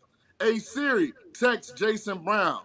Hey Siri, that's look up." That's what old heads do. I'm gonna be real with you. We don't. Hey do that. Siri, what's a transgender? Y'all Like, old heads. I hate seeing the old head at Ralph's or at the fucking store, and they got the fucking Bluetooth in. They just Nah, we ain't talking about. Hey Willie, that, you got me, Willie? Nah. We talking about Willie. We talking about in the whip, dog. That motherfucker really? Siri, just answer me what a transgender was. Come on, man. And it gave me a cap fucking answer. But Shorty anyway, might have sent them like a picture of that ass, and like he saw a notification. He reached to grab his in the middle console. The fucking car auto braked. Phone slid like fuck. He reached back, boom. So I told you that shit, homie. Why he got the fireman stash though? Is that his look right now? That's the 70s porn stash. That's Aaron Rodgers. That's Ruben when he was fat. It's also the firefighter stash though too though. It's all in the same category. Yeah. Hey man, why y'all in the chat act like y'all don't use y'all phone like that while you driving? Cause we don't. Like I don't. We don't. Thank you, JB. Like I don't use Bluetooth. That's some old head shit that you doing, Sean. I can't do it either, homie. I got a very big problem, Smitty. I got a very big issue. I got a very big issue because my shit connects to autoplay now on the Beamer, right? Oh. And the text come through, and I got Shorty and another Shorty text me and it come on the screen. I gotta shut all that off. It's like a lot of shit going on with that, so I gotta be cognizant of that. How many hoes you got right now? Man, look, man, you playing it wrong, JB. You get a text and look out and say, "Hey, the game is the game." Shit. Ooh, I told JB, I said, if you're not in no relationship, what's the issue? Are you lying to these hoes? Turning your Bluetooth off for and shit. Are you lying to these hoes and you making them think that it's more serious than what it is? Don't lie to them. Sound like it to me, man. It sound like it to me. Like, you gotta be a player with it, JB. You know better than that. I don't care enough to do it. I gotta give a fuck. I don't know how to mute notification and all that bullshit. I don't know how to do all that. Ain't nobody telling you to mute notification. Sean's saying don't do it. Sean's saying be so like have some game about yourself to where you ain't gotta hide nothing. Like, why you hiding shit? I don't. They know what it is. I don't need to hide nothing. But I'm just saying these brothers be sensitive. I mean, hey, we gotta get to a real issue. Pussy that night, my fucking pussy. Are y'all telling me when I'm driving? Leave the fucking car. And I got my phone on Bluetooth. Me saying, "Hey Siri, play Tupac, Me Against the World," and it plays. Like, y'all don't do that? Oh no, I never did that. That's some old shit right there. You know, I just got my shit on the app and shit. Just And when you get to the light, homie, just go real quick and then play it. Yeah, I'm still on that same tip, Sean. I don't get you. I don't know what's happening to you. You're Hey 50. Siri, text Darnell Smith. What's up with Ray? Like that, y'all don't do that when Like, y'all. so hold on. So you that guy that really be like with your phone like this, walking around? No, and Vegas. you could do it. You could do it with your phone. You on the Bluetooth. I dog. know when you can do it, but like it's just some old shit. Like you really showing your age right now, Sean. I'm telling you right now. If you want to get these young old, you got to stop doing certain old shit. I'm trying to like. Listen, that's why y'all goddamn traffic so bad. Cause all y'all got y'all phone in y'all hand, like the Bluetooth don't work. Put the goddamn phone down and connect the Bluetooth. I'm just saying, Sean, me and you got some behind the scenes stuff that we working on, and the things that we're working on, you got to remove some of that old stuff because this is not going to correlate and fit the demographic that we're trying to approach. Or maybe being the oddball is what they're looking for. The game is the game. The game is the game. Before we move on, though, Paris said this: JB is doing the right thing. Even if a girl knows, don't be disrespectful and play in her face. Thank you. I told you. Hey, Paris, hold on, Paris. Paris, hold on. Let's call Paris, it. she don't It ain't like fucking JB Texas wet like that. That shit dries a motherfucker. Right, Them right, Texas right. coming from Ruben, me, Dave, right, Smitty. Come on, Paris. Not like his Texas popping. Siski, like right. AJ, like, come on, man. And maybe one other shorty, like right, come on, let's keep it a buck, okay? Yeah, his phone ain't just beaming like booming like that. He ain't got it like that. Paris trying to put him on a pedestal or something.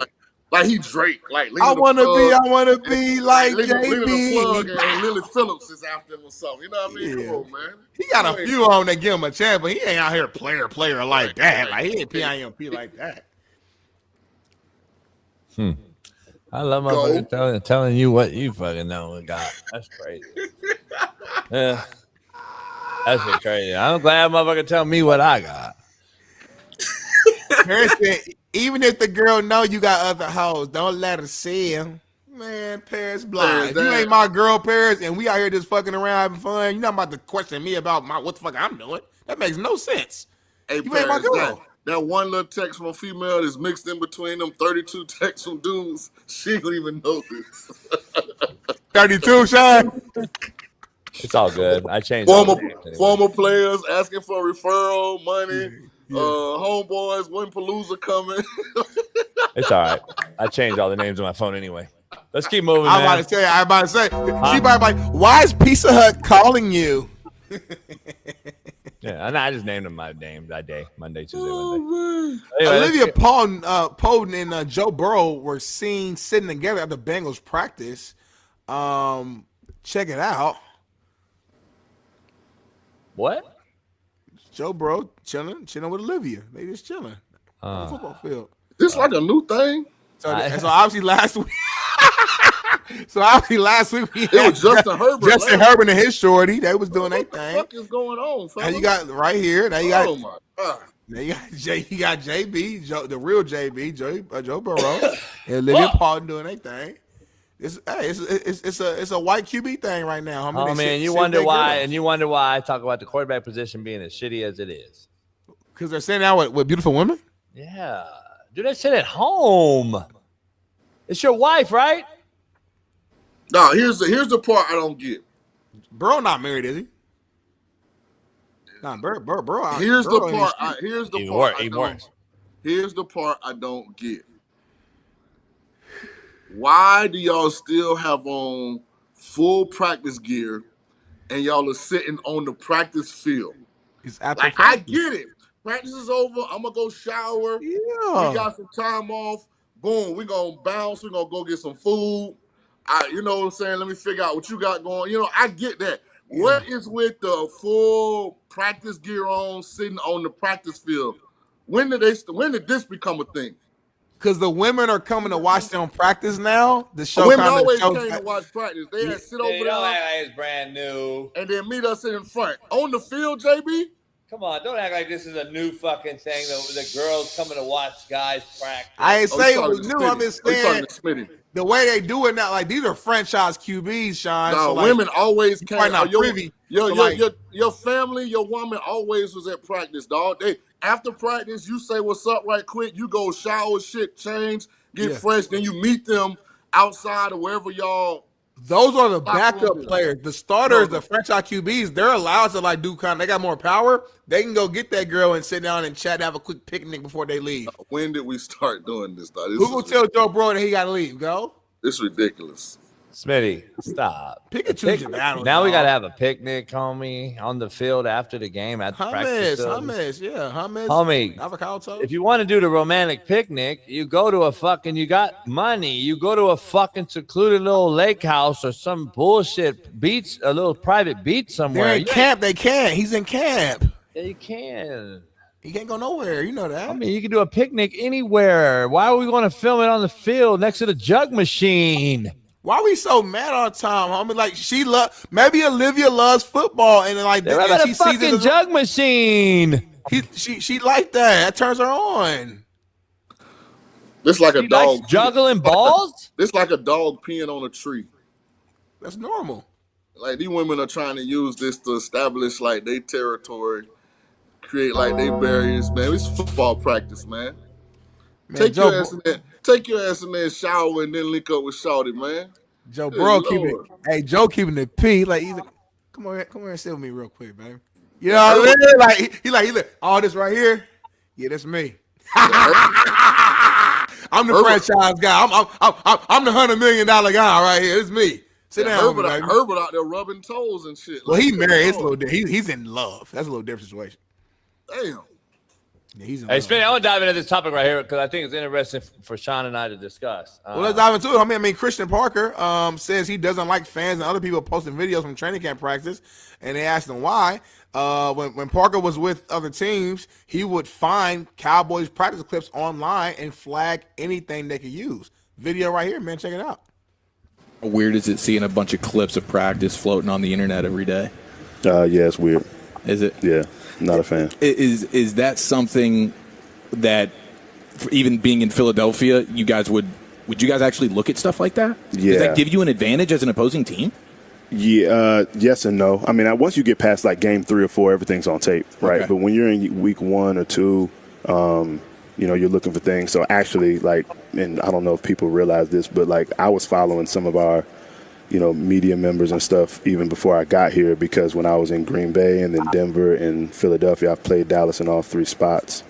You're kind of trying to look for things. And not, a lot of it's not even training camp stuff. It's, injury reports, who was out there, who wasn't, the normal job, right? The job they're supposed to do, but you wanted to try to get some context to it. Yeah. But then, everybody's going to stream a practice, whatever. But then sometimes you can find some things. I won't tell all the stories, but there have been some things I found along the way, either when I was a QC or as a position coach that, might have been posted by the team, or might have been posted by a fan, or might have been posted by a player. You never know, but you just want to, kind of turn over all those stones and see. Interesting point right here, JB. I'm going to start with you, man. What side of the fence are you on? Like, I mean, I guess as a coach, you always want to use every advantage you could potentially get, right? Yeah, listen, I've been talking about this for a while. Sean and I discussed this years ago. This is the thing that I told, everything needs to be filmed. Just like Joe Burrow sitting on the fucking park grass right there with his girl. There's certain things that I'm not going to sit there and look at it as a schematical thing, Smitty. I'm not going to sit there and break it down from a schematical standpoint in second week of camp and take it, but I'm going to take little things from it for sure. Like, I'm going to take the corner's fucking footwork. I'm going to take, what is he doing? Oh, shit, this guy right here is something later on when I do watch the coverage scheme by the coordinator and what he's calling, I can see that this kid has a flaw in it. This is something Belichick would do. So anything you put on film, I can evaluate it. Now, is it going to be a schematical thing where it enters my scouting report? I don't know. But I do know there's little things that I can still see on film. And the more film you have, the better for me. I don't give a fuck what it is. It doesn't need to be coverage specific. It doesn't need to be concept specific, but I can see a wideout where he gets lazy on the top of his route, and I'm going to call something to trigger or attack it. There's something out there. I don't like as much film as we see in this social media era, where I'm seeing all these guys on tape all the time. I don't like it as a coach, and I like the fact that he called it out. Sean King? I guess I heard what he said different. And I kind of got exposed to it because I went into broadcasting post NFL, And when you call games, like the sports information director, like gives you a folder that includes like all recent articles, on the opponent, the team, the coaches. And so basically Christian Parker was saying, yes, they did collect data from people in the media that cover upcoming opponents, and you can't gain information. So that's the part I heard. My audio was a little off a little bit. Oh, so on summation, you don't really know the topic. Okay, no, I get that. Definitely makes sense there. I'm with you, JB. I mean, it probably is too much video out there. At the end of the day, you don't want to give no other team any sort of competitive advantage, even if it's something that's small. Like I saw a clip. It was somebody, it was a wide out. I think it was the Titans. Tate, I think, had caught like a little corner ball or something like into the end zone, whatever. Like something as simple as that. If I'm watching that, I'm like, okay, this corner right here. That was routes on air. No, routes on air. But I'm saying you might see somebody. I'm saying you might see that corner or whatever. And you're like, okay, maybe this is something that we can take advantage of. Like it can be something real little that you might not think is a big deal that can actually end up being a big deal later on. So the part, JB, that I'm more sensitive to is because now they're limiting the amount of footage that you can see. How can somebody that's not actually there know who's winning Shedeur Sanders, Deshaun Watson, Kyler Murray, J.J. McCarthy? Like, is Carson Beck's performance like indicative of how he's played all training camp? And there's a real battle between him and Jacoby Brissett. Like, to me, this is why I get sensitive now, because you can't take like one little clip out of 300 snaps. You know what I'm saying? Yeah. Like, I wish they would show more so, the public could be more informed, but it is what it is, man. Yeah, everybody running the same plays anyway. It ain't like nobody doing something drastically different than somebody else. Yeah. Hey,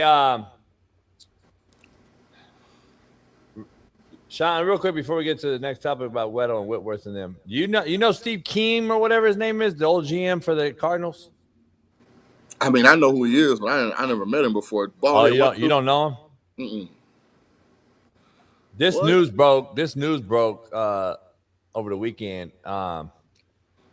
It's crazy. So this guy, Smitty, former GM, I think his last year in Cardinals, Arizona was 23. He had like 26 DUIs while he was a GM of the Cardinals. Yeah.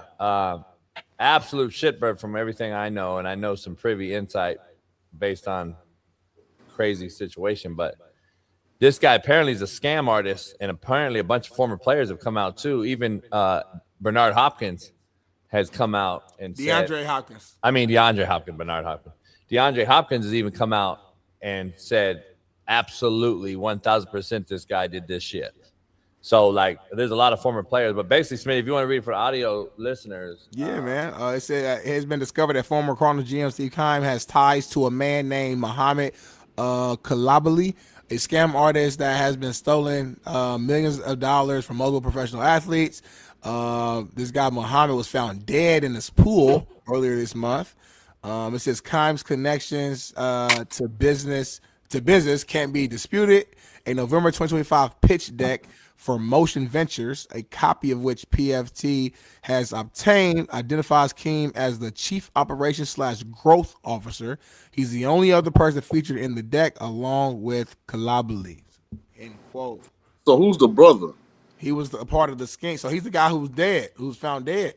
Oh, that brother is the Muhammad dude? Yeah, Muhammad dude. So he was real connected with like a lot of the players, apparently, like across the league, you know what I'm saying? And a lot of players trusted him, whatever. So to me, what it sounds like the GM used him to kind of go get the players and stuff and kind of bring them in. And then they had some sort of little deal, allegedly, broker between them, deciding who gets what. That's how I read it. That's how I took it.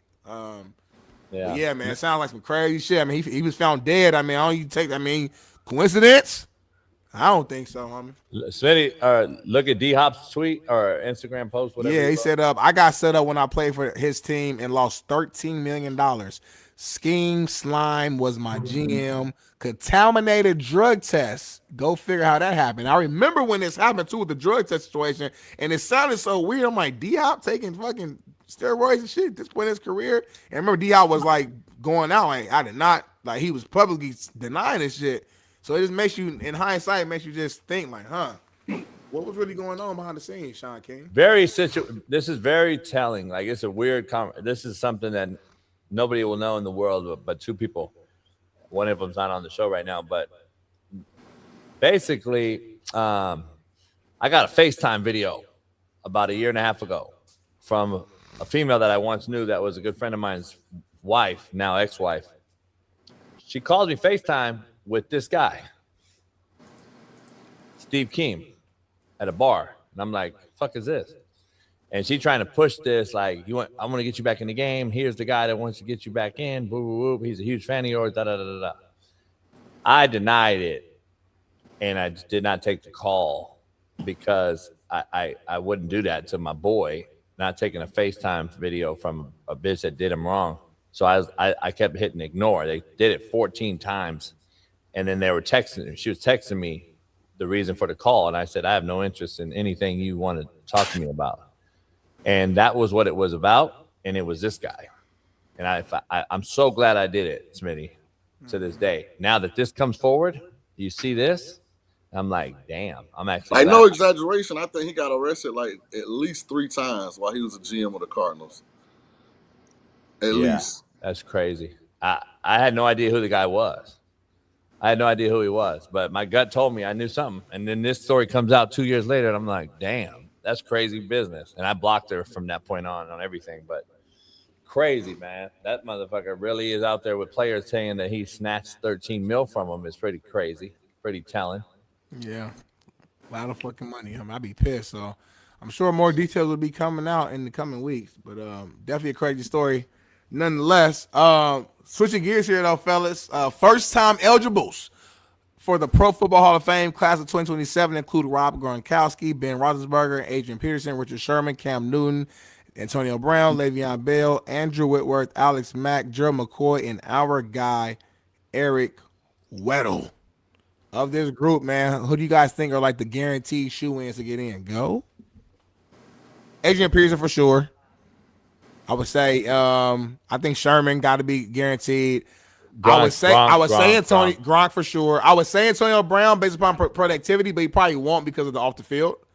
On field for sure, but off the field probably not. Talking about guarantees. Because Whitworth is on a big platform, so he probably gets in first. Yeah.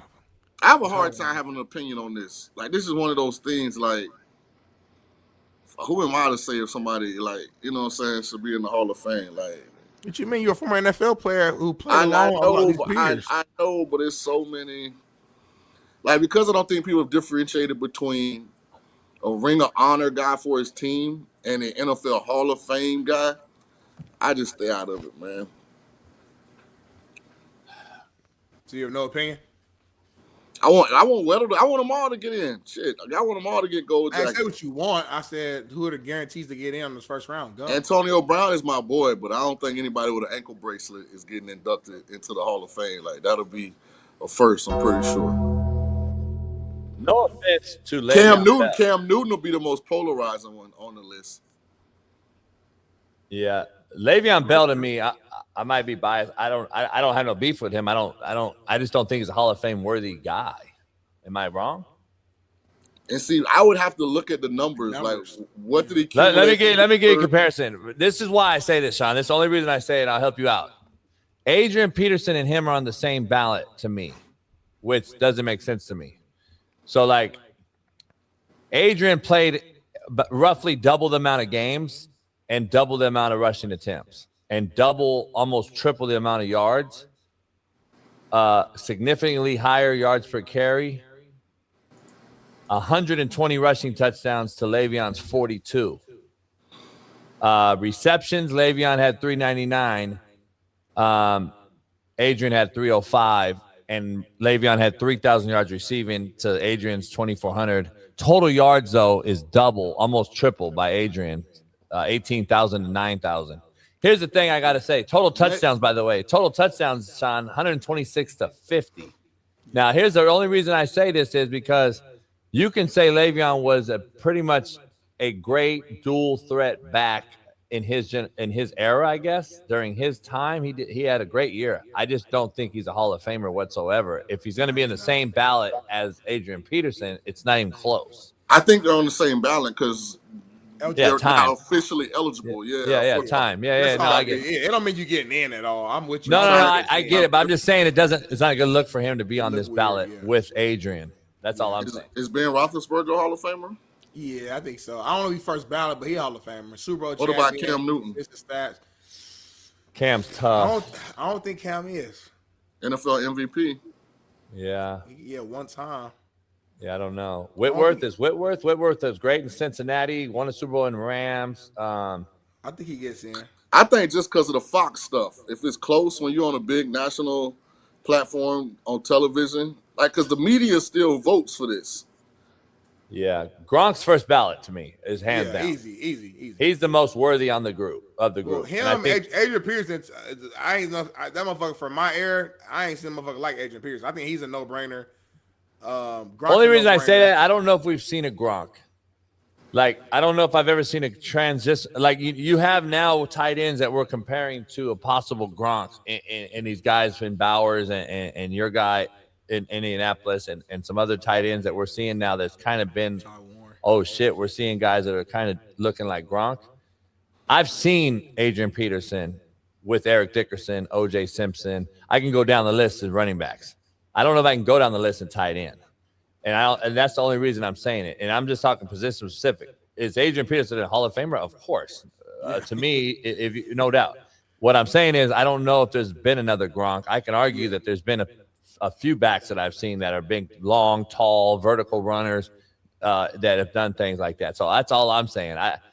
These other guys, Gerald McCoy was good, no doubt. Weddle, of course, I'm going to be. We got to get Weddle in so we can go. And we can do the show from down there. I know. And I just don't know the criteria, Sean. That's what I'm worried about, the criteria. When it comes to a white safety or corner or nickel or secondary player, and I'm going to say white because it's just a fact. You don't have many. And I don't see color. Yeah, I don't see color, but I'm gonna see it here because at the end of the day, how many white, Lynch, we've had some great secondary players back in the day, Smitty, prior to goddamn helmets. But are we talking current day? Weddle kind of was a little bit of an anomaly. Yeah. So I don't know if that matters, but I'm just saying DBs are hard to come by in the white delegation. Sherman's a no-brainer? I think he is. Yeah, I do too. Again, are him and Whitworth on the same platform? Yeah. But beyond platform, I'm talking about football. No, I'm a Richard Sherman guy. So when you retire, being on a national broadcast like that keeps you in relationships with the media that's going to vote. Yeah. Plus, you get to state your case every Sunday. I'm a Richard Sherman guy, dog. I think he gets a lot of. I think he gets discredited on that defense, and I don't think that defense is what it was without him. You take Richard Sherman off of that defense. You take Richard off of that defense, that long corner, that Pete Carroll system that he ran with that. Chancellor and those other guys don't get in the box and sniff the run game out and get those big hits and get those other things because they're having to cover more over the top instead of being box players that they were and being able to be that Legion of Boom they were. If you don't have those guys on the edge, especially Richard Sherman, who was a converted wideout in high school, who's ball savvy as it ever got at the corner position, in my opinion. When they talk about all these great corners of the era, all you hear is Revis Island, and you hear all these guys. I'm like, why is Sherman not in the fucking? So if Sherman gets in the Hall of Fame, I won't blink an eye. But when you hear discussions amongst his peers, the one thing that always comes up was they played cover 3. He didn't travel. Yeah, they played a lot of quarters and match. Other guys played man to man. That's the only argument that they. But nobody. Though, he excelled doing cover 3 and quarters and all that shit. So but y'all motherfuckers, go ahead. No, if you talk to Richard and you talk to guys that are in that defense, they play a lot of quarters match, homie. That's a lot of man coverage. Whether you want to play off man or not, you want to consider it 3 or you want to consider it quarters. It was quarters to me, and they ran a lot of match coverage in that defense, and that's a lot of man out there. You can say what you want to say, but Because guess what? Am I going to be stupid and put a 6'3" corner against a Megatron that I can't run with? Or am I going to play off him a little bit and match up my size with the Megatron at 6'3" corner and still play the ball? And you still got to do it fucking at a peak level at that time. And Richard did it as good as anybody. So, like, you're still playing. If you're in quarters, homie, those two corners are still, they have no help. Right. So at the end of the day, you're still on an island, whether you want to believe it or not, and you want to play off coverage and talk about 3 and quarters and whatever you want to call it. They're still on an island at the end of the day on that defense. Watch that Seahawks defense. Not like he's getting fucking buzzed out with the outside backer and sitting there helping him.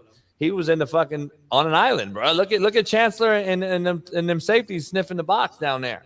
There's no reason they're coming down at 8 yards at the snap, and Richard and them are over the top. They're still on an island. So yeah, I'm just saying, when him and his peers, when you see them get in the spits and spats, that's generally the thing that they bring up. I'm not saying that I got a strong opinion either way.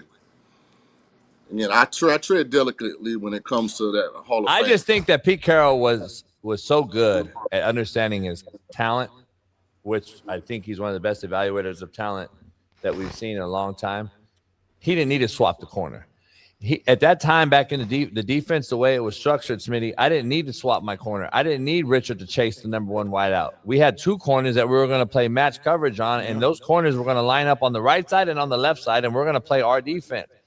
That doesn't get enough credit in my mind. When we talk about Revis Island, we talk about Revis Island. Oh, Revis going to chase the corner because we had. Why did we discuss it like that? Because Dion did it. You could do it in that era. Back in that day with Darryl Green and Dion and these guys followed the number 1 wideout. You got to understand something. The game's changed. We didn't have 3. We didn't have Jamar Chase, T. Higgins, and fucking and Justin Jefferson and these guys. When you have 3 legitimate wideouts, we didn't have a Nakua, Devontae Adams, and a fucking another 3rd wideout that was so good where I have to now. We had 1 wideout back in those days. You had Michael Irvin. Let me match up with him with Dion. Harper, we can live with Harper running 4.6 on the outside, Sean. You know what I'm saying? Nowadays, you got 3 legit wideouts, dog. But Sherman's era was Darrelle Revis, Champ Bailey, Chris McAllister. Like, there were guys that were lockdown man-to-man corners. Chris a little before, but yeah. Nah, Chris is my age. And Sherman right behind him. Yeah, but Richard ain't your age, brother. Richard way younger. Richard's got you, brother. Yeah. It's like, how you fucking up? He's not your age, brother. Richard's way after his 40s. Orlando Scandrick. Sean, you're what? Sean, you're what? 50, 49, 50? 49.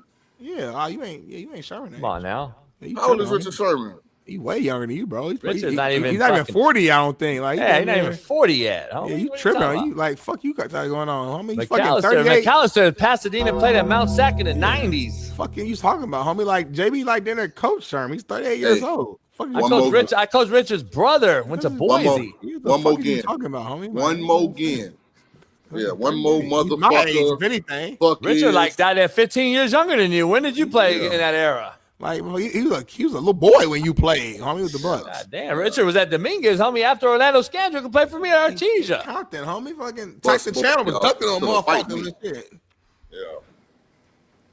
I know you want to be called Unc, but damn, that motherfucker was like in your era. He wasn't in your era. You said my era, homie, like you Richard, damn near Smitty era. Yeah, that's what I'm saying. Like, he's a millennial. Like, I'm 32, he's 38. We the same age. Smitty doesn't have an era. Sherman was at the homie Sheldon wedding when Sheldon got married. Like, Ball State had one good season, so they didn't even have. They had a year. They didn't have an era.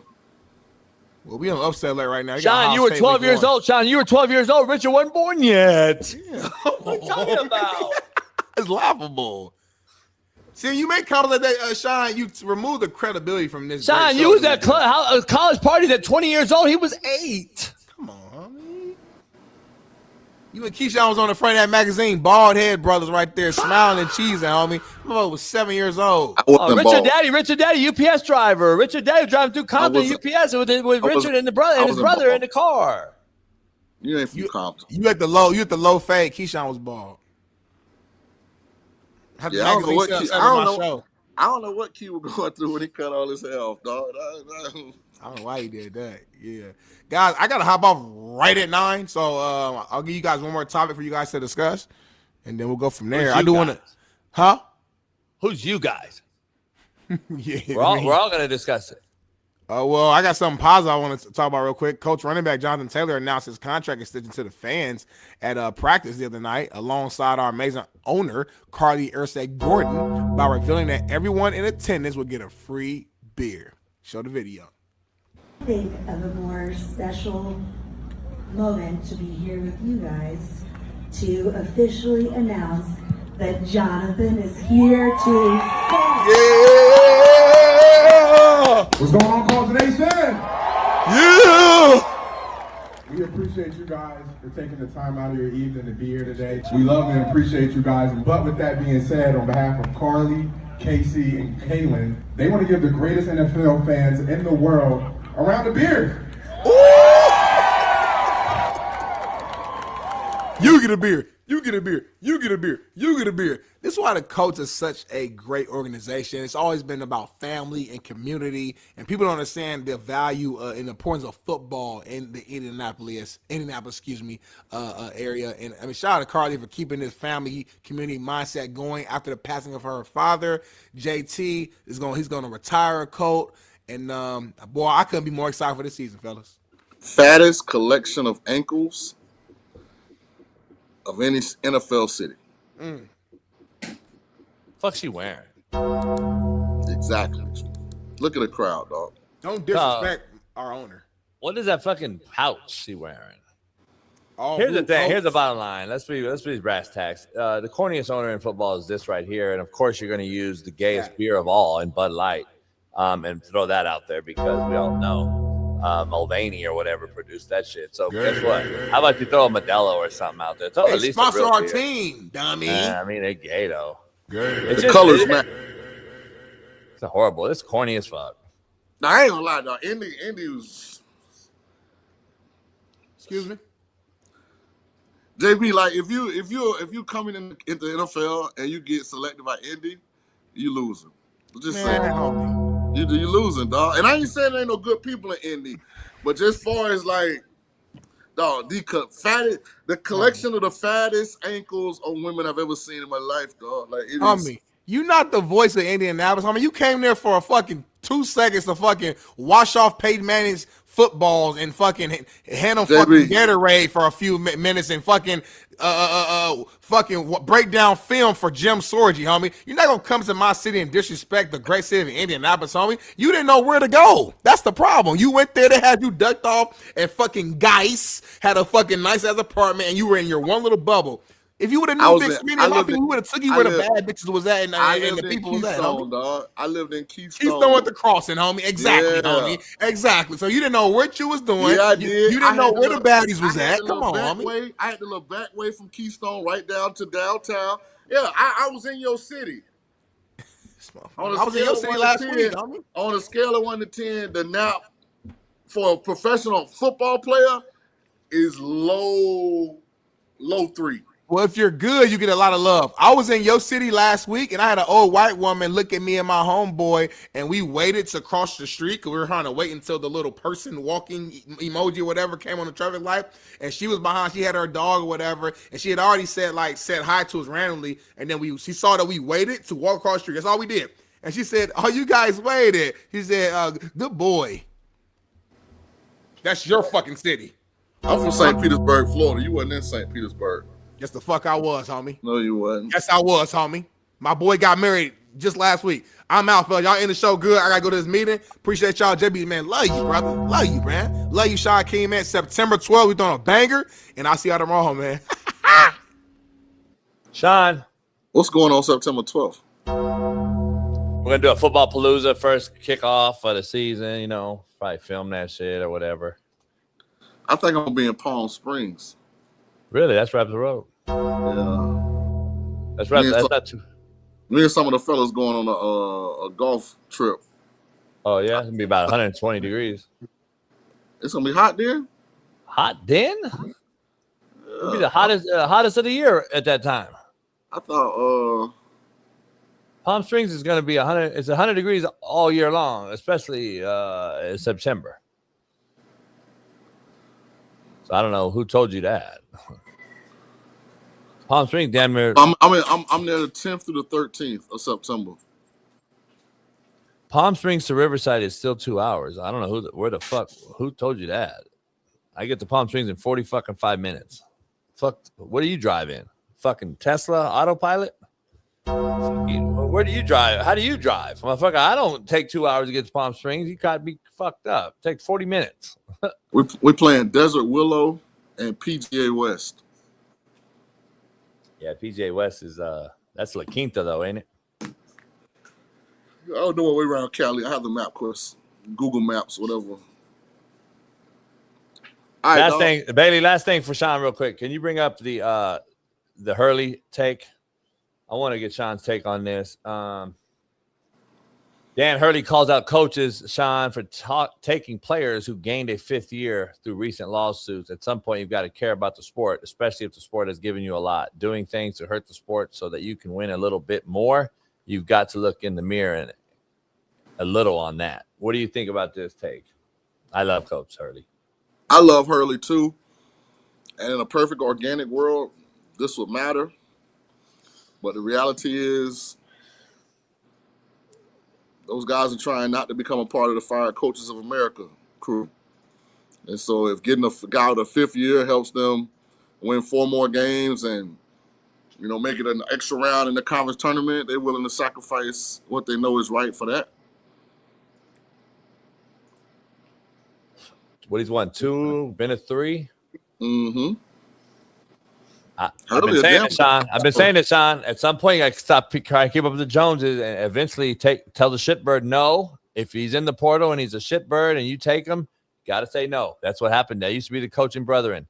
Nowadays, we're backstabbing the shit out of every coach we can to get an advantage to win a couple games. Like, to me, it's crazy to me. So I'm with them on this. All right, boss. I'll see you Wednesday. For Sean King, Paris, Bailey, and Smitty, it is Merciless Monday. We will see you tomorrow, mañana. Talk That Talk Tuesday. Steve Kim will hop in here. Braden Fajoko possibly will hop in tomorrow. And this will be our last week before our 2-week hiatus. And then we'll be back August 31st, full go for the football season, college football and the NFL. As baseball wraps up, the Dodgers finally snapped a 7-game losing streak to the Arizona Diamondbacks. And now let's see if they can go on a heater and get back to what they were.